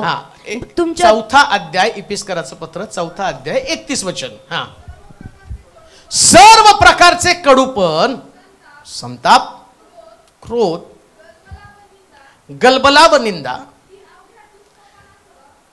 30 वचन आधी वाचा. पवित्र आत्म्याला, देवाच्या पवित्र आत्म्याला खिन्न करू नका. खंडणी भरून प्राप्त केलेल्या मुक्तीच्या दिवसापर्यंत तुम्ही त्या आत्म्याच्या योगे मुद्रित झाला आहात. सर्व प्रकारचे, म्हणजे पवित्र आत्म्यानं जर तुम्हाला चालवलं, ऐका, पवित्र आत्मा म्हणजे नुसतं तुम्हाला अन्य भाषा, नुसतं तुम्हाला आराधना, नुसतं तुम्हाला वाद्य वाजवणं याच्यासाठी पवित्र आत्मा नाही. तो म्हणतो पवित्र आत्मा मिळाला की तुम्हाला मुद्रित केलं, शिक्कामोर्तब करून टाकलं. कशासाठी शिक्कामोर्तब केलं? खाली लिहिले त्यांनी, खंडणी भरून प्राप्त केलेल्या 31 वचन सर्व प्रकारचं कडूपण. हा, म्हणजे पवित्र आत्म्यानं तुम्हाला मुद्रित केलं तर तुमच्यात कडूपण असता कामा नये. तुमच्या हृदयामध्ये कडूपण कुणाविषयी असताच कामा नये. कसं काय कडूपण असू शकतं? पवित्र आत्मा यासाठी तुम्हाला मिळाला की तुमचं हृदय आता त्याच्यामध्ये कडूपण, त्याच्यामध्ये सगळ्यांविषयी प्रीती असावी. लक्षात घ्या, वधस्तंभाचं अडखण कोणतं आहे? इकडं तुम्ही स्वतःला वधस्तंभावरती मारला, पण मारत असताना तुम्ही जिवंतच आहात. तुमच्यामध्ये पवित्र आत्मा नाहीच आहे. पवित्र आत्मा असता तर कडूपण आलंच नसतं. म्हणजे वधस्तंभावरती मनुष्याला क्रुसावरती, त्या वधस्तंभावरती मारण्यासाठीचं अडखण काय? कडूपण. अजूनही मरू देत नाही कडूपण तुम्हाला वधस्तंभावरती. अजून तुमचा स्वभावात जर कडूपण असेल तर याचा अर्थ तुम्ही त्या क्रुसावरती गेलाच नाही. येशू म्हटलं ना, माझा अनुयायी होऊ पाहतो, मला अनुसरू पाहतो, तर त्यानं वधस्तंभावर आपला वधस्तंभ घेऊन माझ्या मागे, पण कडूपण येऊ देत नाही तुम्हाला. कडूपणामुळे तुम्ही नाही चालू शकत येशूच्या मागे. पुढे संताप, क्रोध. तुम्हाला संताप पण येता कामा नये आणि क्रोध मध्ये आणि संतापात फरक आहे. संताप आल्यावर थोड्या वेळानं जातो आणि संतापानं फक्त वादविवाद होतात. म्हणजे एक माणूस संतापल्यावर थोड्या वेळ जरा गडबड गोंधळ असतो, पण त्यानंतर क्रोध त्याच्या पलीकडे. माणूस ज्या क्रोधानं किंवा संताप जास्त काळ टिकून राहिल्यावर जो क्रोध आणि क्रोधानं हत्या घडली जाते. लक्षात ठेवा, संतापाचं म्हणजे एक मोठं पाप जन्माला येण्याच्या अगोदर पहिल्यांदा राग येतो, मग संताप येतो आणि त्याच्यानंतर क्रोध. आता मी कधीतरी ते पण तुम्हाला टीचिंग देणार आहे. संताप कसा, राग कसा आणि मग क्रोध कसा, याचे असणारे दुष्परिणाम लवकर प्रभूनं जर ते आपल्याला आणलं घडून तर त्याच्याविषयी मी तुम्हाला टीचिंग सांगेल. परंतु सुरुवातीला राग येतो, मग तो संतापामध्ये कन्वर्ट होतो आणि संताप क्रोधामध्ये कन्वर्ट होतो. आणि एकदा क्रोध आलेला मनुष्य काहीतरी उद्ध्वस्त केल्याशिवाय राहत नाही. म्हणून लक्षात ठेवा, पहिल्यांदा राग सूर्य मावळाच्या आत गेला पाहिजे. अडखण कोणतं आहे? वधस्तंभाला राग. म्हणजे अजून गेला नाही तर याचा अर्थ रागाच्या नंतर काय झालं? संताप. रागानंतर काय झालं? पहिला राग आला, राग आला म्हणजे आम्ही आबोला धरला. आणि संताप म्हणजे काय, मनामध्ये ते ठेवून बसतील, इसको नाही छोडूंगा मैं. एक दिवस ते काहीतरी केल्याशिवाय मग तो असतो क्रोध. जेव्हा तुम्ही त्याची ऍक्शन करता ती क्रोधानं होती बरं का. मग बायबल काय सांगतं, वधस्तंभासाठी अडखण काय, पहिल्यांदा रागच विसरून जा. किती सुंदर आहे नाही का, आहे का नाही. तुम्हाला ते उपदेश पाहिजे ना. नोकरी देणार, लग्न होणार, लेकरं होणार, अमकं होणार, तमकं होणार, हे भविष्यवाणी पाहिजे, अमकं पाहिजे. नाही हो, आत्मिक जीवन. लक्षात ठेवा, सगळं मिळवलं आणि आत्मिक नाश केला तर काय लाभ. म्हणून वधस्तंभासाठीचं अडखण अजून 3-4 होती, परंतु जाता जाता मी तुम्हाला सांगेल जे अडखण कोणतं, वाचा ते संपूर्ण आणि एंड करून टाकू. हा, क्रोध, क्रोध, गलबला व निंदा ही अवघ्या दुष्टपणासह. हा, पवित्र आत्म्यानं तुम्हाला मुद्रित केलं. कशासाठी, गलबला नकोय, निंदा नकोय, अजून अवघ्या दुष्टपणासह. म्हणजे हे सगळं करणारी व्यक्ती कोण आहे, म्हणजे पवित्र आत्मा आहे का दुष्ट आत्मा आहे. मग तुम्ही म्हणता ना पवित्र आत्मा आहे. बायबल काय सांगतं, दुष्ट आत्मा दुष्ट गोष्टी तुमच्यातनं बाहेर काढतो. ह्या पवित्र आत्म्याला पसंत पडणाऱ्या गोष्टी नाहीच आहे. मग या गोष्टी जर आमच्यातनं बाहेर पडत आहे तर आम्हाला आमचं आत्मिक जीवन तपासावं लागणार आहे. काय माझ्या आत्मिक जीवनामध्ये, हे वधस्तंभासाठी अडकण आहे. म्हणजे क्रूसाकडे येताना या एक एक स्वभावाला बाहेर काढायचं. आता तुम्हाला क्रूसाकडे यायचं आहे. लोक दुःख सणाचे दिवस करत आहेत ना, मी दुःख सणाच्या दिवसासाठी लोकांना सांगत आहे, या क्रूसाकडे शोधा आपल्या जुन्या माणसाला, या जुन्या माणसाला त्या क्रूसावरती द्या आणि नवीन ख्रिस्त पुनरुत्थित त्याला घेऊन बाहेर पडू. आणि मग म्हणू, आता मी माझ्या ठाई राहत नाही, ख्रिस्त माझ्या ठाई राहतो. आपल्या जागेवरती पुन्हा राहूया, आपले डोळे बंद करूया, आपले मस्तक आपण झुकूया, आपल्या मान आपण लावूया. देवाचं वचन आपल्याकडे आलेलं आहे, त्याला प्रतिसाद देऊया. येशू म्हणतो, जो कोणी मला अनुसरू इच्छितो त्यानं आपला वधस्तंभ घेऊन माझ्या मागे यावं. आम्हाला साऱ्या जगाला ख्रिस्ताकडे आणायचं आहे. सर्व जगाला, मानव जातीला ख्रिस्ताकडे आणायचं आहे. परंतु हे करत असताना मी वधस्तंभाला अडखण ठरू नये, कारण क्रूसावरती मी गेलो नाही तर माझ्यासाठी आणि साऱ्या जगासाठी येशू गेलेला आहे. देवाच्या वचनात योहानाच्या शुभवर्तमानात सांगितलं की देवानं जगावर प्रीती केली. आम्ही जगाचा विचार करू. क्रूसावरती येशू फक्त माझ्यासाठी नाही, साऱ्या जगासाठी आहे.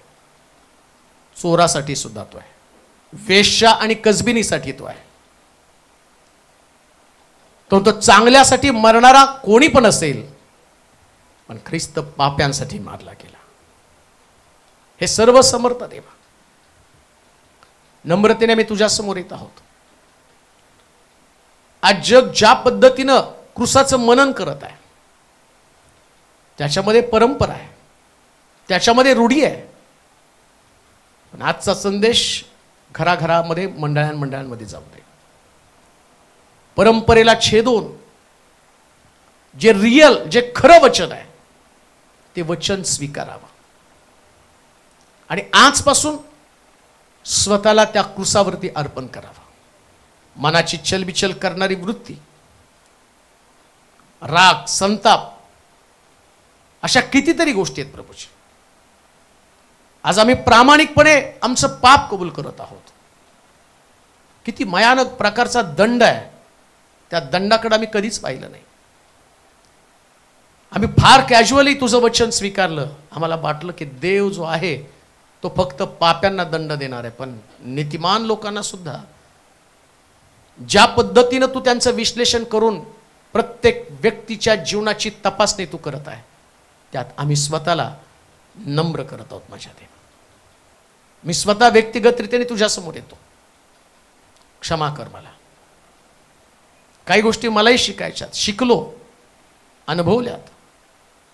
एवढे वर्ष तुझ्या चांगुलपणाचा, दयेचा अनुभव घेतला. ज्या पद्धतीने आमच्या संगती तू राहिला, आणि गोष्ट स्पष्टपणे लक्षात आली, जगाचं तारण तुला महत्वाचं आहे. हर एक पापी व्यक्तीला उद्धार मिळावा, सुटका मिळावी म्हणून देवा अशा लोकांपर्यंत घेऊन जा की जिथं अजूनपर्यंत तुझं वचन पोचलं नाही. असे व्यसनाधीन लोक, असे दलदलीत अडकले लोक, अशांकडे घेऊन जा. का तर त्या लोकांची झुंड तुझ्या राज्यामध्ये यावी. तुझं गौरव होते, तुझी महिमा होते प्रभू. लांबून काही लोक या ठिकाणामध्ये आलेले आहेत. त्या लोकांसाठी रदबदली करतो, प्रार्थना करतो. त्यांच्या प्रत्येक प्रश्नातनं त्यांना सुटका दे. ज्या विश्वासानं ते आले, परंतु जाताना त्यांच्यामध्ये आत्मविश्वास येऊ दे की माझ्याकडे क्रुसावरचा येशू आहे आणि तो येशू मला सगळ्यातनं सोडवायला समर्थ आहे. चर्चच्या बांधकामासाठी प्रार्थना करतो. लवकरात लवकर डिसेंबर पूर्वी हे सगळं बांधून तयार होते प्रभूजी.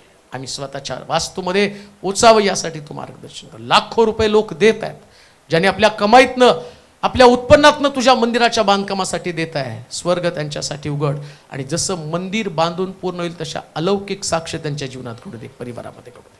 तुला महिमा, तुला स्तुती, तुला सन्मान, तुला गौरव देत येशूच्या नावात ही प्रार्थना विनवणी केली म्हणून तो ऐक. आमेन. आता देवबापाची प्रीती, प्रभू येशू ख्रिस्ताची कृपा, पवित्र आत्म्याची सहभागिता तुम्हा सर्वांबरोबर आता आणि सदा सर्व काळ असो. आमेन.